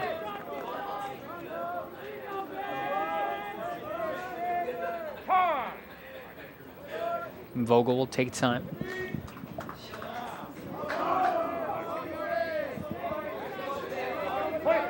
To feel it right, you need to be very patient with your swing selection right here. 0-2's comebacker right off of Martel's hand. They'll try to flip to second. They get the runner at second. Coming in to score on the RBI force out is Nick Michaels to make it a 2-0 La Verne lead. But now the attention shifts to if Will Martel is okay, as that one was rifled right off of him.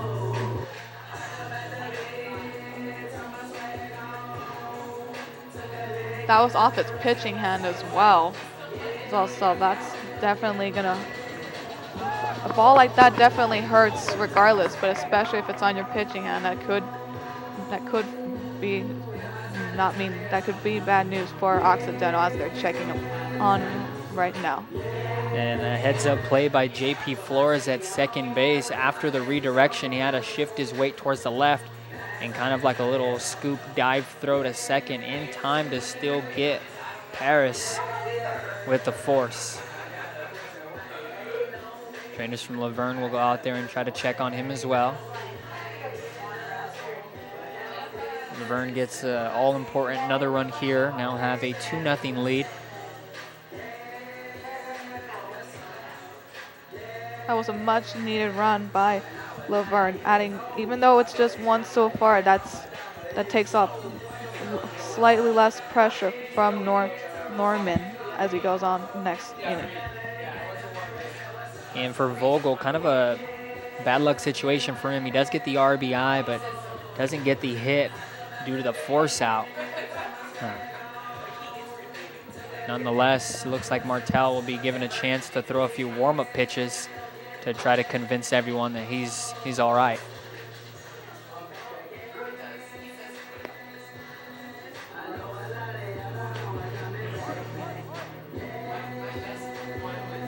course, coaches right here are just looking for, just to see how comfortable he still looks on the mound.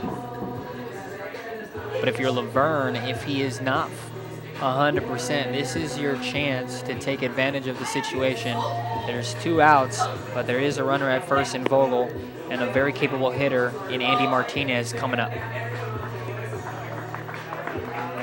Martinez's 33.46 average has proven that. So it looks like Martel will be okay, and a great sportsmanship by the fans here at La Verne, giving him a round of applause. Now batting number 39, Andy Martinez. If you're La Verne, you still want to be wary of Martel because even though he looks okay, it's still gonna feel he fell at a best bit. So it's important to take advantage of this play, this pitch right here. Pickoff attempt, and Vogel's back in there safely. Vogel has 1 stolen base on the season and has been caught stealing 1 time.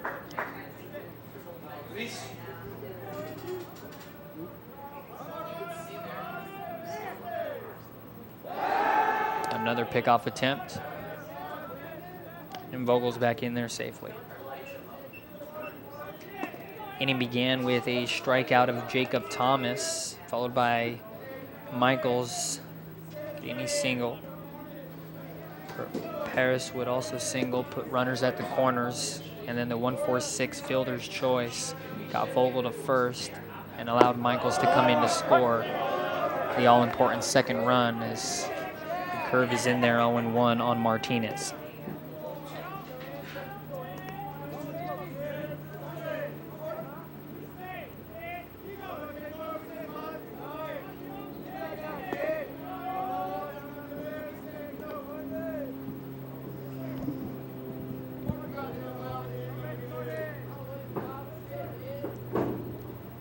Now La Verne doesn't necessarily steal a lot, but in this scenario they will be aggressive. Another check at first.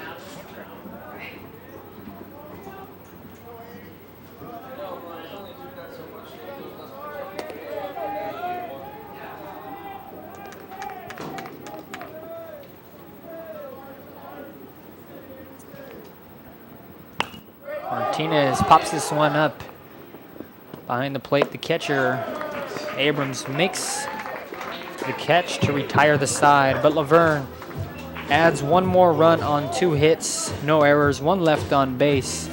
As we head to the top of the 7th, La Verne now has a 2-0 lead over Occidental. You're watching LVTV 3, La Verne Community Television.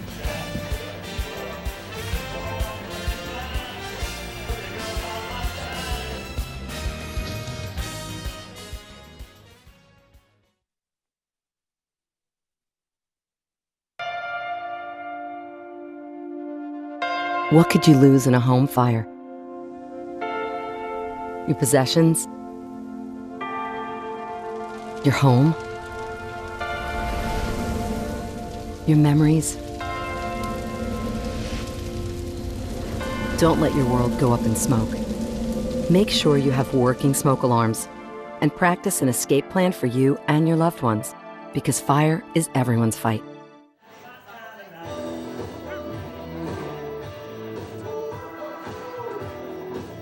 Top of the 7th here at Ben Hines Field. La Verne now has a 2-0 lead over Occidental, but the heart of the lineup is due up for Occidental.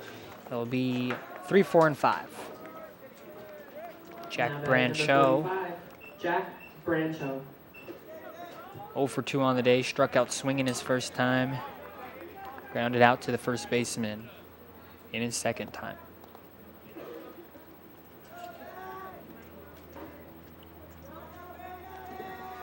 Cody Norman still working on the mound for La Verne, entering the 7th inning. Through 6, has 11 strikeouts. Curve is in there on Brancho, 0-1.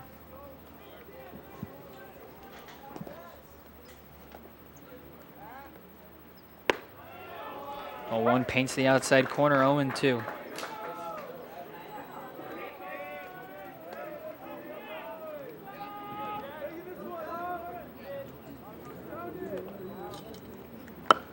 Little half-hearted swing. This one's going to roll fair. Andy Martinez, the catcher, will throw to first in time for out number 1. That's great recognition by Martinez. Martinez grabbing the ball right before, not assuming that it's going to be foul. It ended up being fair. Fair, sliding to grab it, and then throwing to first for the quick outs. Great pitch and defense by La Verne here. So that'll bring up the cleanup hitter, Joey Garza. 1 for 2 on the evening. Norman's first one to Garza. Another bender in there, strike 1.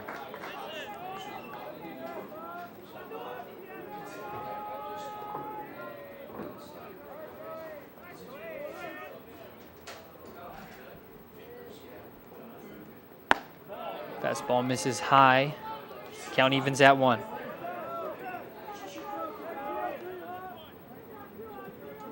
Right side of the infield, playing Garza to pull. 1-1, finds the outside corner, 1-2. Location has maintained all throughout the game for Norman.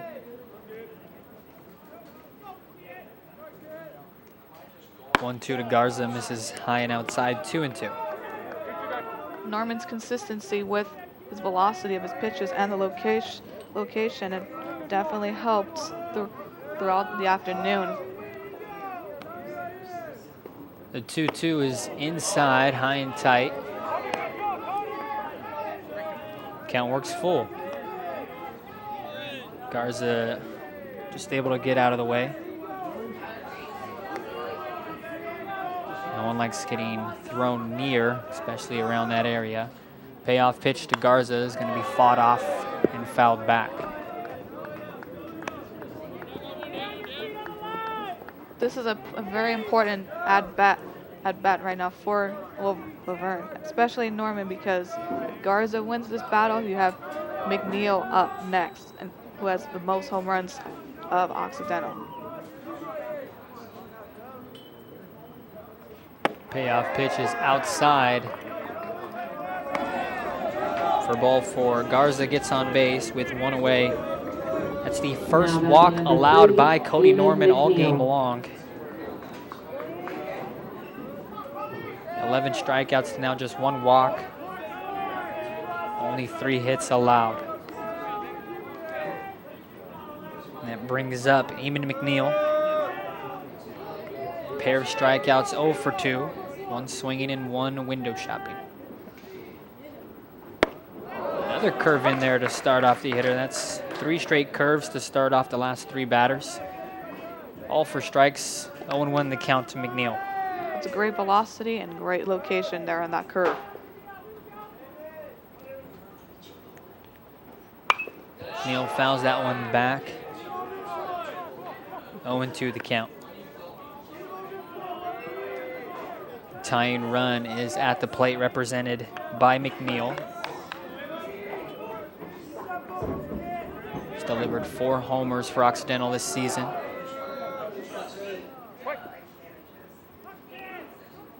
Infield and outfield play him straight up. 0-2 is rifled right at the shortstop, Benson. So McNeil lines out to the shortstop for out number 2. And a heads-up play by Garza, staying put at first. Great defense and shift by Benson to reach out and grab that ball, making sure Garza does not leave anywhere. Also to make sure that he gets out, but he makes it back safely. So now 2 away here in the top half of the 7th. Michael Netzel will be up to bat.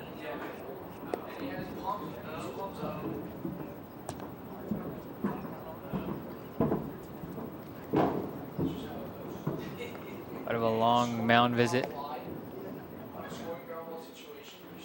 This situation, it's likely to obviously keep up Norman's confidence to get him out and to ensure that the defense is sharp and in their positions to avoid any further damage, especially with the batter being the go-ahead run.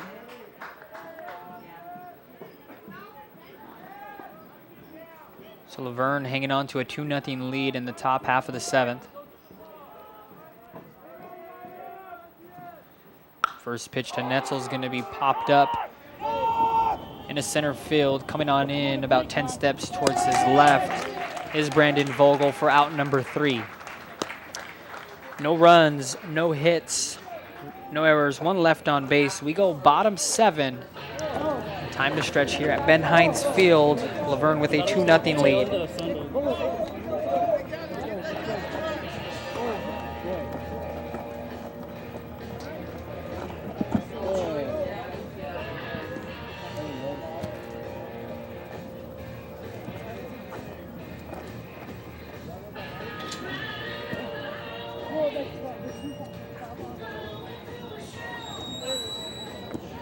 Making his way out to the mound will be Will Martell. So stood in the game after that comebacker that was hit off of his throwing hand. But it appears that he's still good to go.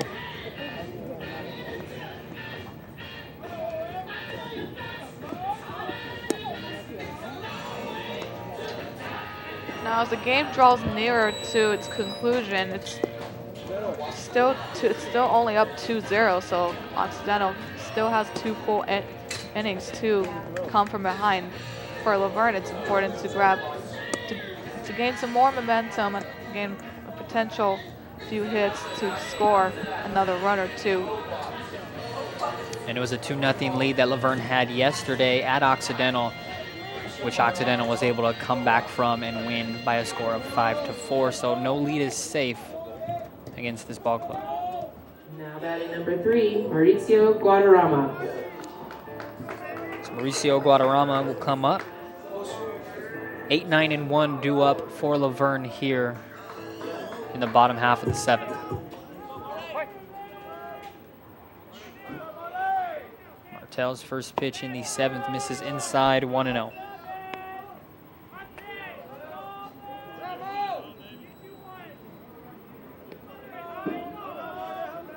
Guadarrama 0 for 2, grounded out to short and flew out to center.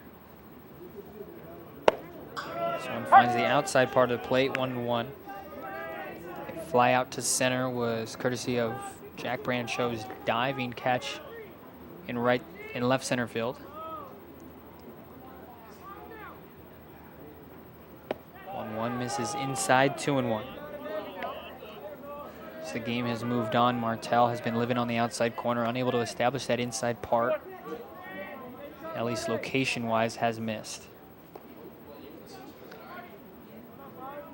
The 2-1 tries to work inside. This one's grounded to short on 2 hops. The throw to first in time to get the leadoff batter.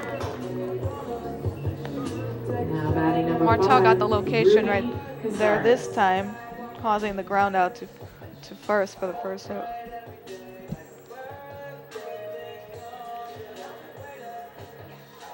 So Rudy Cazares, 0 for 1 today, walked and grounded out to second.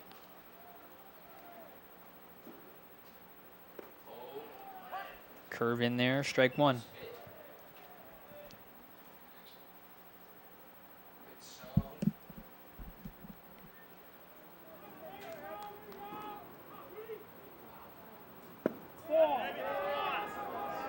One dips just below.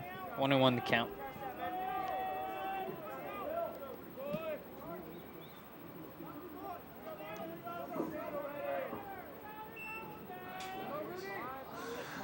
The 1-1 from Martell. Inside, 2-1. Martell's working in his 7th inning.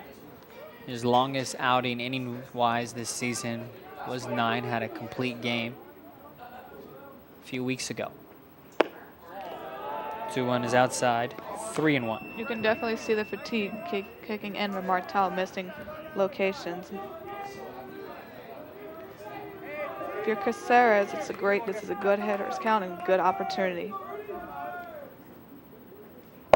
3-1, 3-2.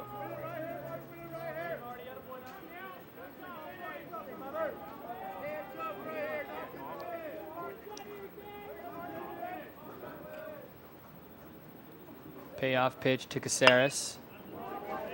Fouled back off the netting just above the La Verne dugout down the first base line.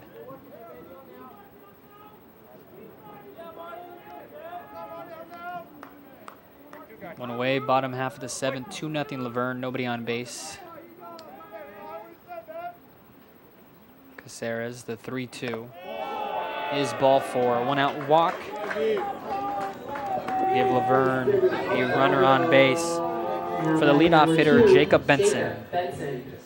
That's Caceres' 14th walk of the season, second most of La Verne, for La Verne. And his second walk of the game. Correction, 15. So here's Benson, 0 for 2.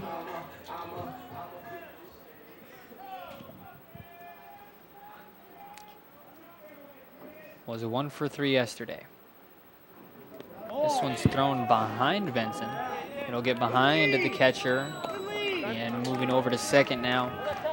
A wild pitch is Caceres.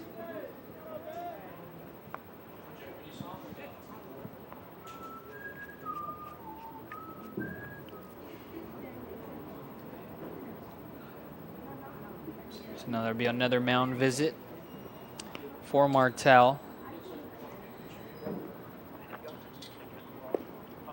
This time it's definitely coming off of wild pitch and missing location.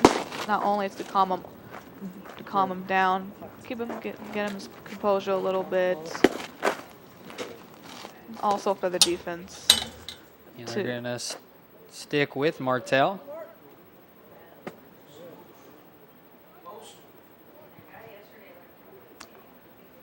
So they're going with what's been working thus far in this game. Martel has been able to work himself out of trouble a few times.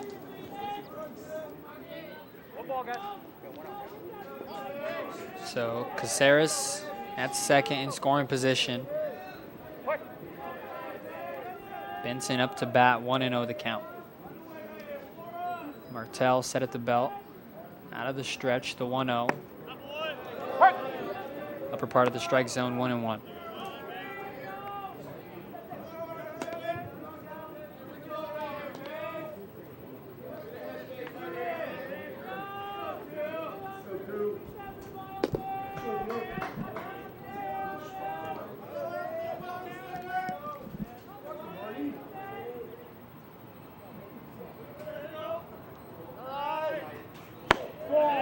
Curve just misses location.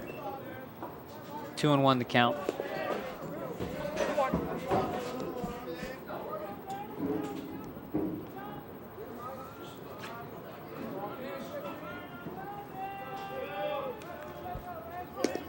Martel paying a lot of attention at the runner at second. Long look in.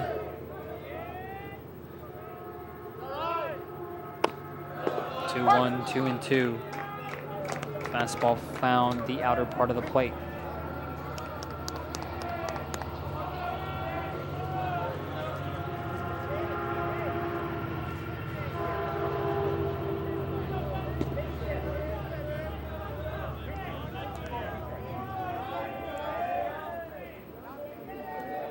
La Verne trying to add to a 2-0 lead. Caceres at second, Benson at the plate. The 2-2 from Martel is inside, and that one's going to hit him. The second hits batsman that Martel has surrendered thus far. La Verne now has runners at first and second with 1 out. And it'll bring up Chris Liggett for the first time, as he was a defensive replacement back in the top half of the 6th to replace Aaron Fong in left.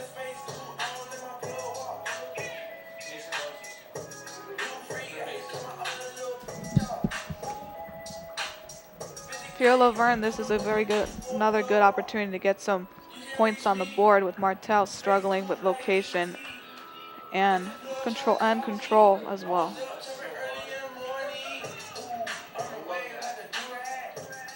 Liggett's batting .279 on the season, has 11 runs batted in. He's batting .303 at home compared to .250 on the road. Little bluff to second. No throw by Martel as you take a look at the replay. That one getting him right on the elbow, wearing protective elbow guard. Martel look back at second now, works Liggett. Low, 1-0.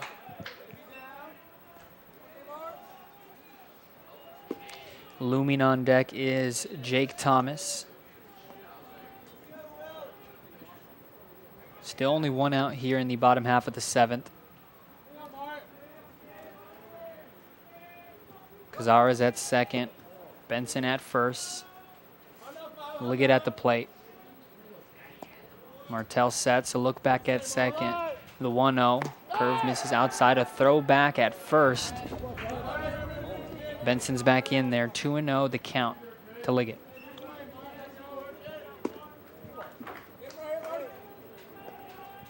That's a nice quick release by Abramson, but Benson was able to make it back on time to avoid pickoff.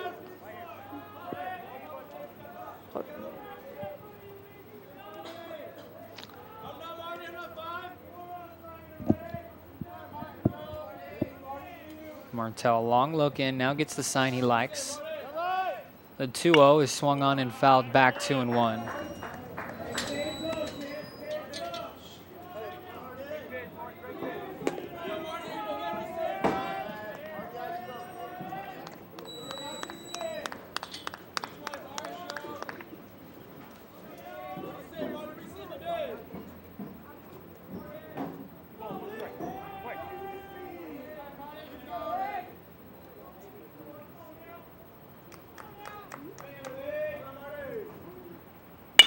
One is roped into the left center field gap. That'll likely score one. Going to on his third and getting the red light at third. It's an RBI double by Chris Liggett. La Verne tacks on another one. It is now a 3-0 lead. Perfect timing on that hit. Getting most of the lower part of the barrel, getting just above the shortstop's glove, scoring in a run and advancing the runners. So Cazares scores from second. Moving over to third is Benson, and standing at second with an RBI double is Chris Liggett. Just over the head of the leaping Gibbs. Liggett collects his 12th RBI on the season, is now 2 away from his career high, which he set last year with 14.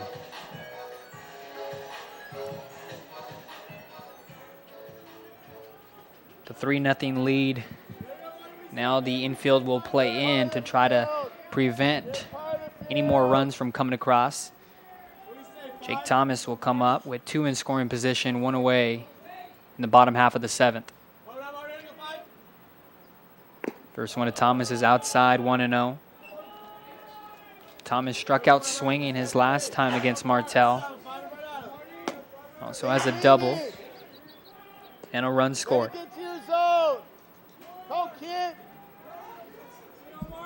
Typically in a situation like this, they would decide to intentionally walk him, but with Michaels on deck, that's not. They want to avoid that. 1-0 is outside, 2-0.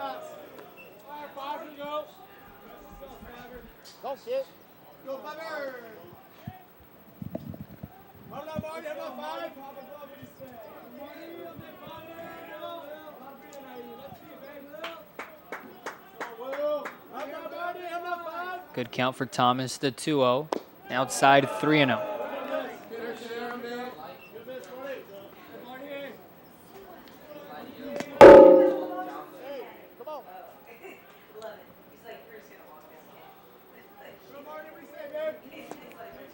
And they're just going to Put on Thomas. They elect now to intentionally walk him as the count was 3-0. They don't want to take any chances. But now they bring up Nick Michaels, who in this situation on Wednesday delivered for La Verne, hit a grand slam to give La Verne a 9-8 lead at the time, eventually would win that ball game. But they also now load the bases up for the SCIAC leader in RBIs. For this reason, there's a pitching substitution. Martel is likely going to be done if he doesn't face this batter. So it's going to Yep, be that's it. Tom Butler coming in to replace Will Martel. Occidental fans giving him a round of applause. Now pitching for Occidental, number 36, Tom Butler.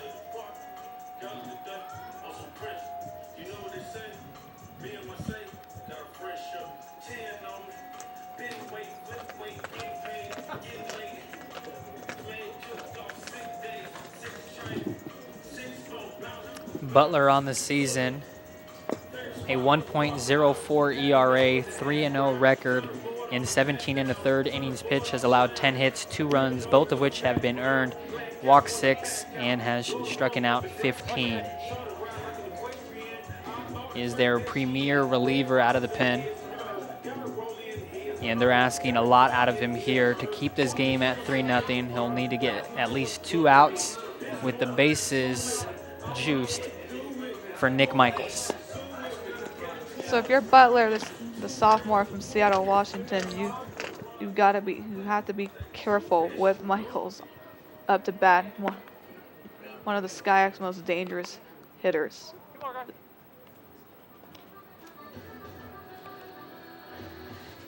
Expect Occidental to bring in their infield as well to avoid hits, along with the potential double play. Which in some scenarios, it's actually easier to get a double play because you have to force out the runner who is going home, and then you just, if you release correctly and quickly, get out that second out and out of the jam.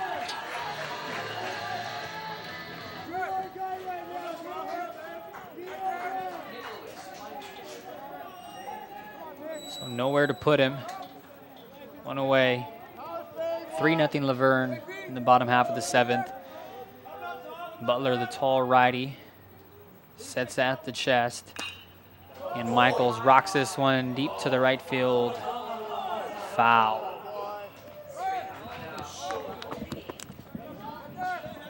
Just missed that pitch.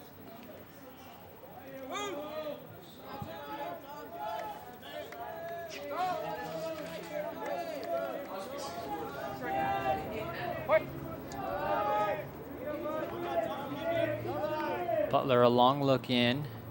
Now gets the sign. Sets the 0-1. It's grounded foul to the right side, 0-2. Michaels behind early on. Behind the fastballs of Butler.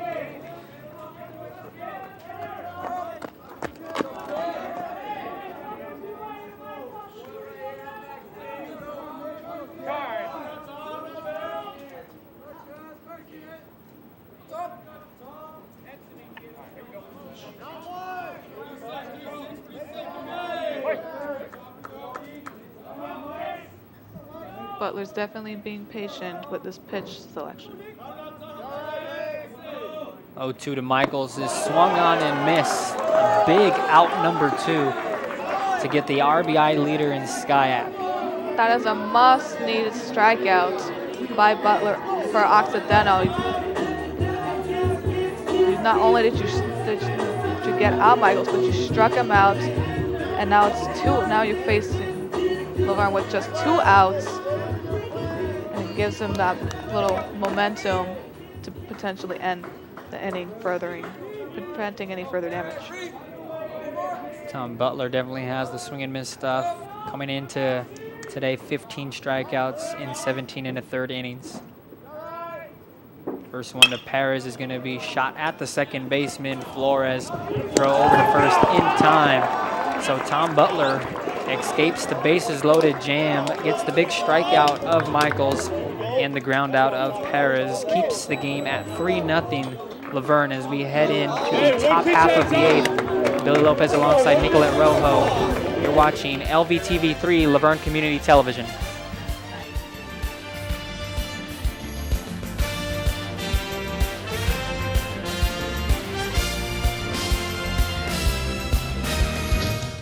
Hey, look, it's those guys. Are you good to drive? I'm fine. How many did you have? I should be fine. You should be? Go and step out of the vehicle for me. See ya, buddy. Good luck. So turns out, buzz driving and drunk driving, they're the same thing, and it costs around $10,000. So not worth it.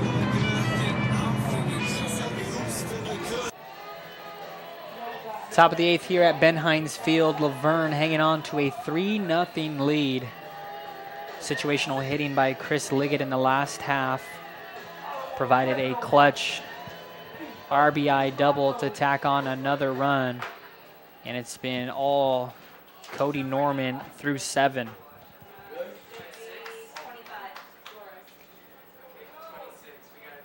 All eyes on Norman here as he looks to complete another inning.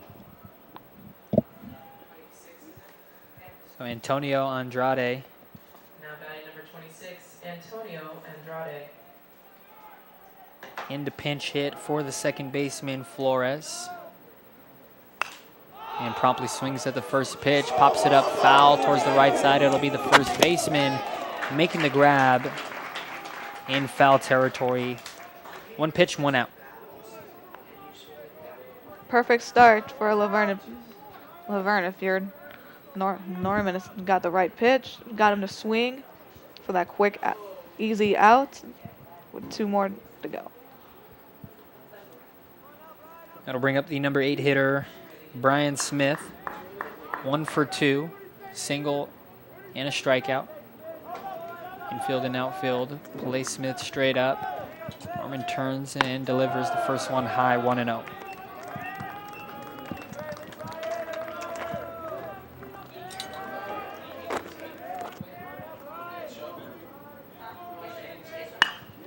Brian Smith rocks this one into left field. Liggett retreating back right in front of the warning track for a loud out number 2.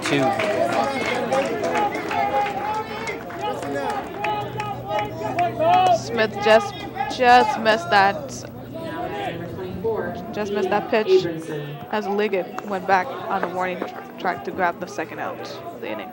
He was able to go deep yesterday. This ballpark isn't for the power hitters. As Norman's location is still there, finds the outside corner on Abramson, 0-1.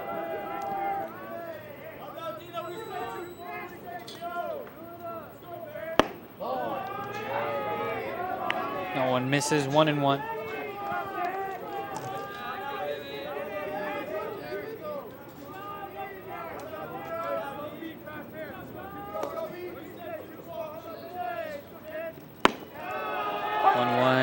Finds the outside corner, 1-2.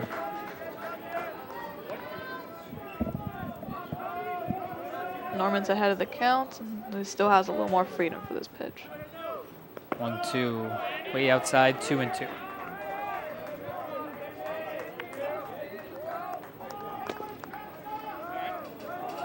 Norman a strike away from retiring the side 1-2-3 for the 4th time today. The 2-2 with 2 outs is high, 3-2. Abramson 0 for 2, reached on a fielder's choice back in the 3rd, struck out swinging in the 6th.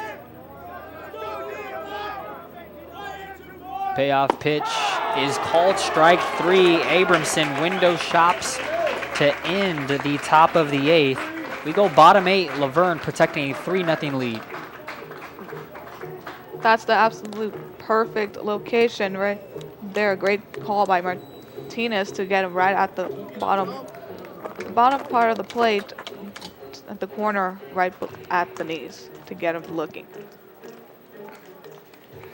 It's the 12th strikeout by Norman today through 8 innings.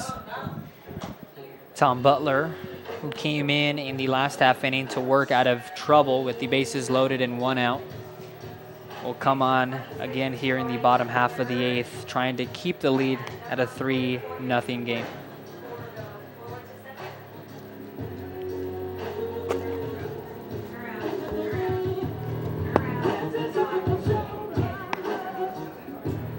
If you're Occidental, it's very important to prevent any further damage from La Verne, since 3 runs is still doable. It's still doable to catch up, especially with La Verne's pitching is actually lower in the lower parts of the Skyot rankings. However, Red Hot Norman may be able to change that with a potential complete game.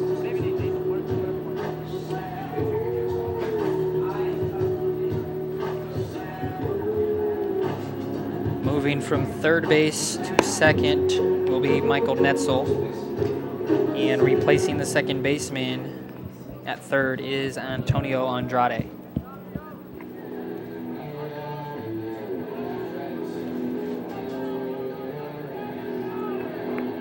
Now batting number 6, Brandon Vogel. 6, 7, and 8 due up for La Verne here in the bottom half of the 8th. Brandon Vogel, Andy Martinez, and Mauricio Guadarrama.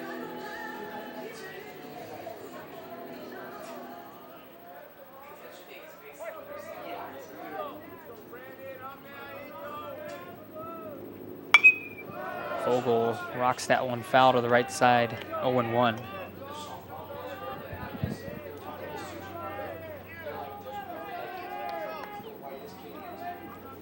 Vogel had an RBI fielder's choice his last time.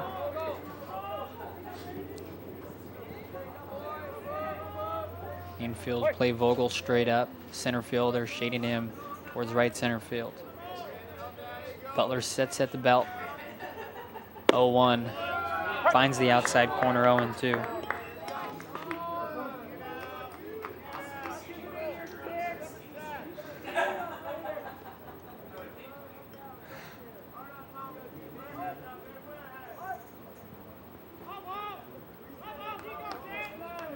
Butler peers on in, gets the sign from Abramson.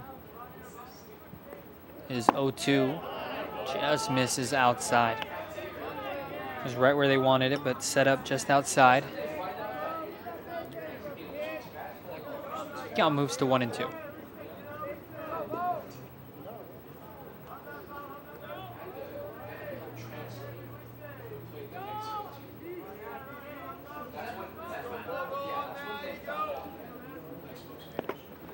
One, two's in the dirt. Get back up and got the catcher in the mask. Count works even at 2.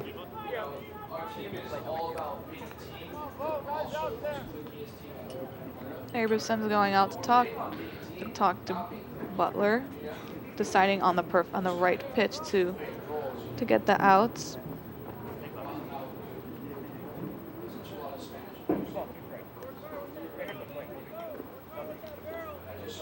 Vogel out of Villa Park, California, to high school there.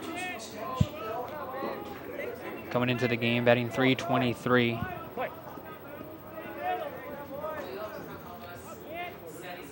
Compared to a .229 average last season. The 2-2 is just over the head of the leaping pitcher. Netzel in at second, throws in the dirt, but a great scoop there by Fredrickson at first to retire Vogel. That's a nice defensive play by the second baseman, by Flores, to quickly release that strong arm. I'm sorry,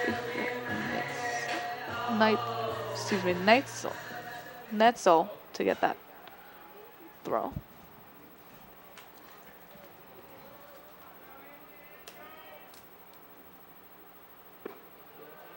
Martinez takes a strike, 0-1.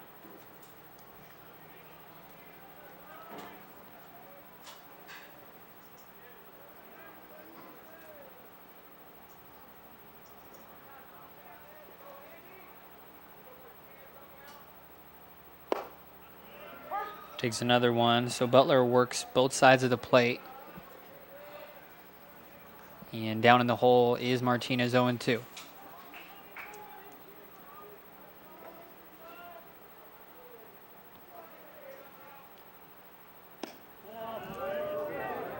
Two misses outside, 1-2.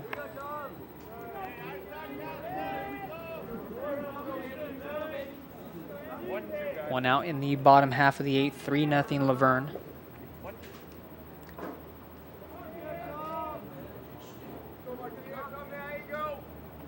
1-2 is going to get Martinez. It's the third batter that Occidental pitchers have hit. And Martinez is aboard. Looked like Butler just, the ball just went left, he lost control of that ball at the last second, hitting Martinez.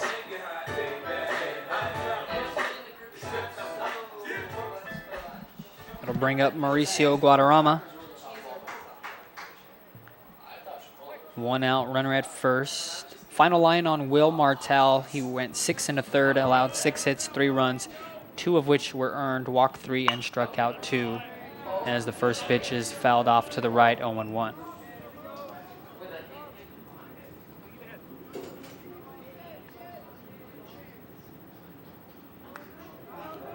Guadarrama 0 for 3 today, grounded out to the shortstop twice, and flew out to center field.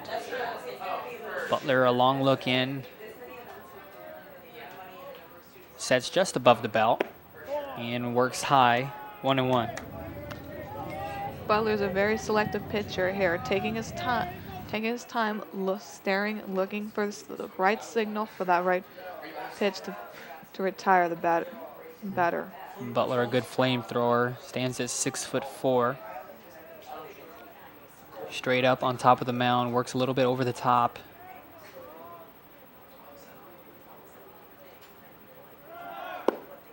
There goes the runner. It was a taken strike, and now the throw back to first is going to get him.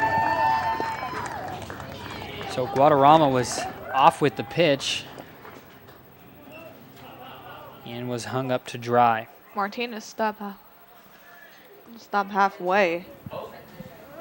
Take a look. Just taking off, and then he saw, as he was coming back, he realized he had to return first base.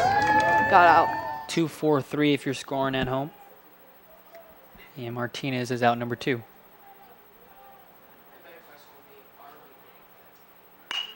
That one's a shot up the middle, and the shortstop Gibbs is going to bobble it.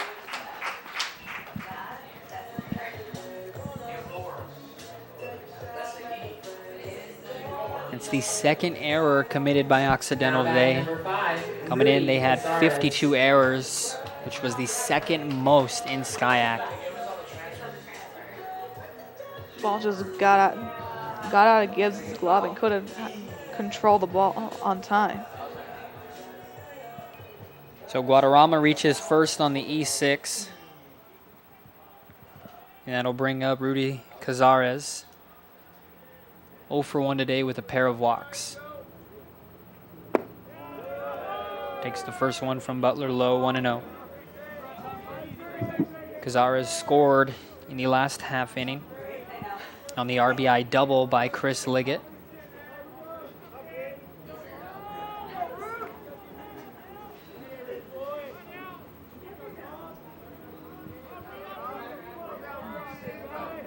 Butler a look at first, now comes to Cazares. Outside part of the plate, good for a strike, 1-1.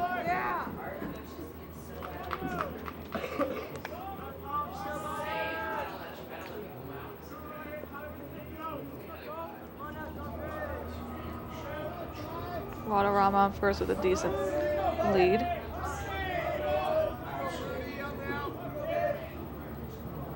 The 1-1, Cazares squares the bunt. It's a good one down the third base line, but goes foul. Third baseman Antonio Andrade was playing deep at third, not expecting one.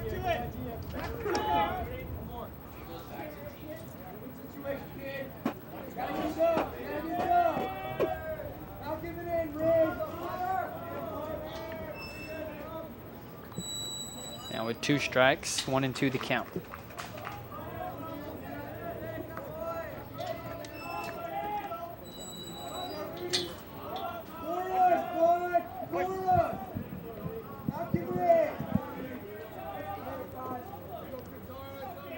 Butler comes to set, high leg kick. This one's rocked down the line and left, foul. Just by a couple inches off the left field line. That was a great swing too, but just trailed left. On deck for La Verne is the shortstop, Jacob Benson.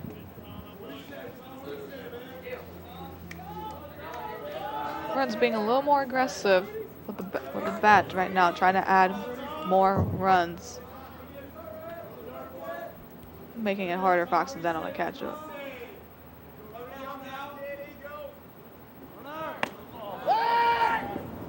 1-2 misses upstairs, 2-2. Verne trying to do a little hit and run.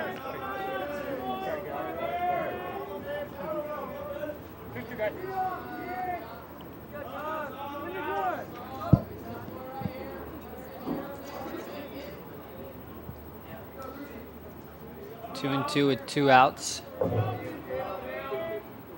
Guadarrama at first, off with the pitch. This one's a comebacker to Butler. Comes off the mound.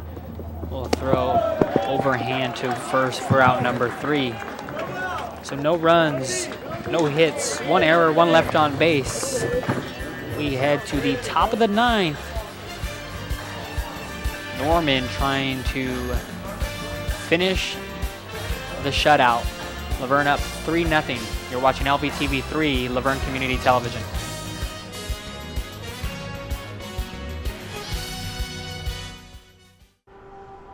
As an 18-year-old, I let my mistakes kind of take over my life. I was 0.5 credits away from completing high school, and I didn't do it. I got pregnant, and I was the main one working, so I did what I had to do to survive. Sentía que la escuela no era para mí. Most of my family, they never graduated high school or even let alone go to college, so I'm trying to break that barrier. My family never stopped pushing for me to be better because they knew what I could become and who I could become as a person. Every day after work, went straight to school, studied hard, and it paid off. Sentí como que si quiero cambiar el mundo, tengo que cambiar a mí primero.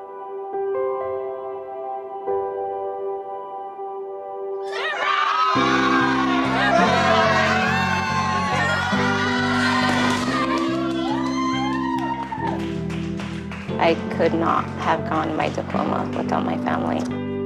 Mi consejera, ella fue lo máximo para mí porque me ayudó mucho con todo. I've been given an opportunity, and I'm just thankful for it.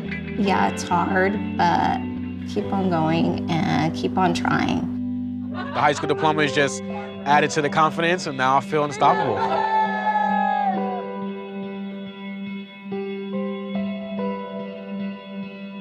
Find free adult education classes near you at finishyourdiploma.org. Top of the 9th here at Ben Hines Field. Cody Norman trying to get a complete game shutout over Occidental. Is 3 outs away. Swing and a miss on Gibbs, and Gibbs is behind now 0-2.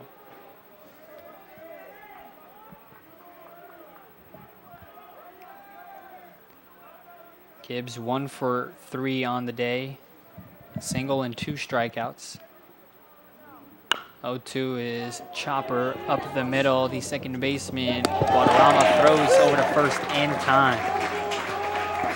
It's a nice across-the-body throw by Guadarrama, quickly releasing that to get the runner out to first for 1 out. Jake Fredrickson. So that'll bring up Jake Fredrickson. 1 out, base is empty. Top of the 9th, 3-0 La Verne. La Verne scored 1 in the first one in the 6th and one in the 7th. Norman gets a first pitch strike in on Fredrickson, 0-1.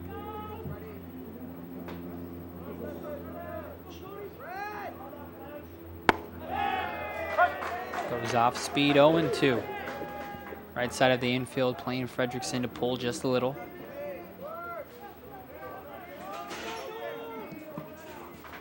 The 0-2 swung on and fouled back just off the end of the bat.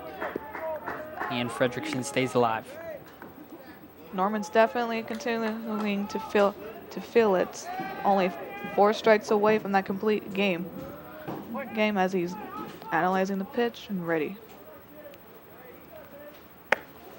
0-2 misses high, 1-2.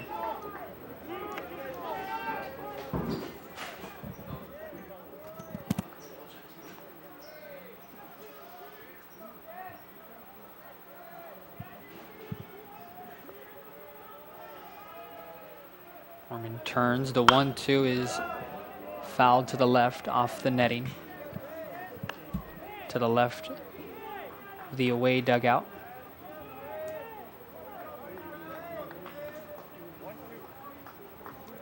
Fredrickson 0 for 3 with 2 strikeouts. 1-2 misses high and inside, 2-2. Good job by Fredrickson, keeping an good eye on the ball, not being patient, fighting off the count. The 2-2 swung on towards the left side. A trio of La Verne players, and it's going to be the left fielder, Liggett, unable to make a nice sliding play in foul territory. Great effort by Liggett, just barely missed the ball.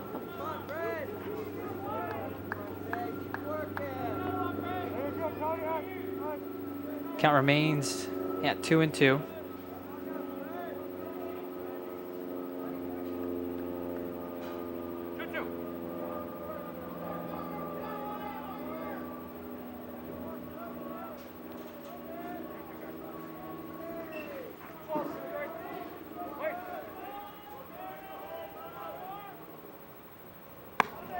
Two is way upstairs. Count works full to Fredrickson. Let's see if Norman's gonna try and go back down. As Liggett shifted a little more to his right out in left field. Norman in danger of walking his second batter. The payoff pitch is called strike 3. Fredrickson window shops. That's strikeout number 13 for Cody Norman.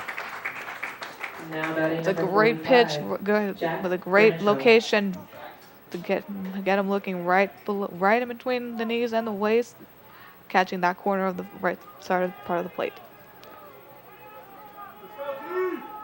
So it's all up to the center fielder, Jack Brancho. 2 outs, bases empty, top of the 9th. Curve is in there for strike 1, 0-1.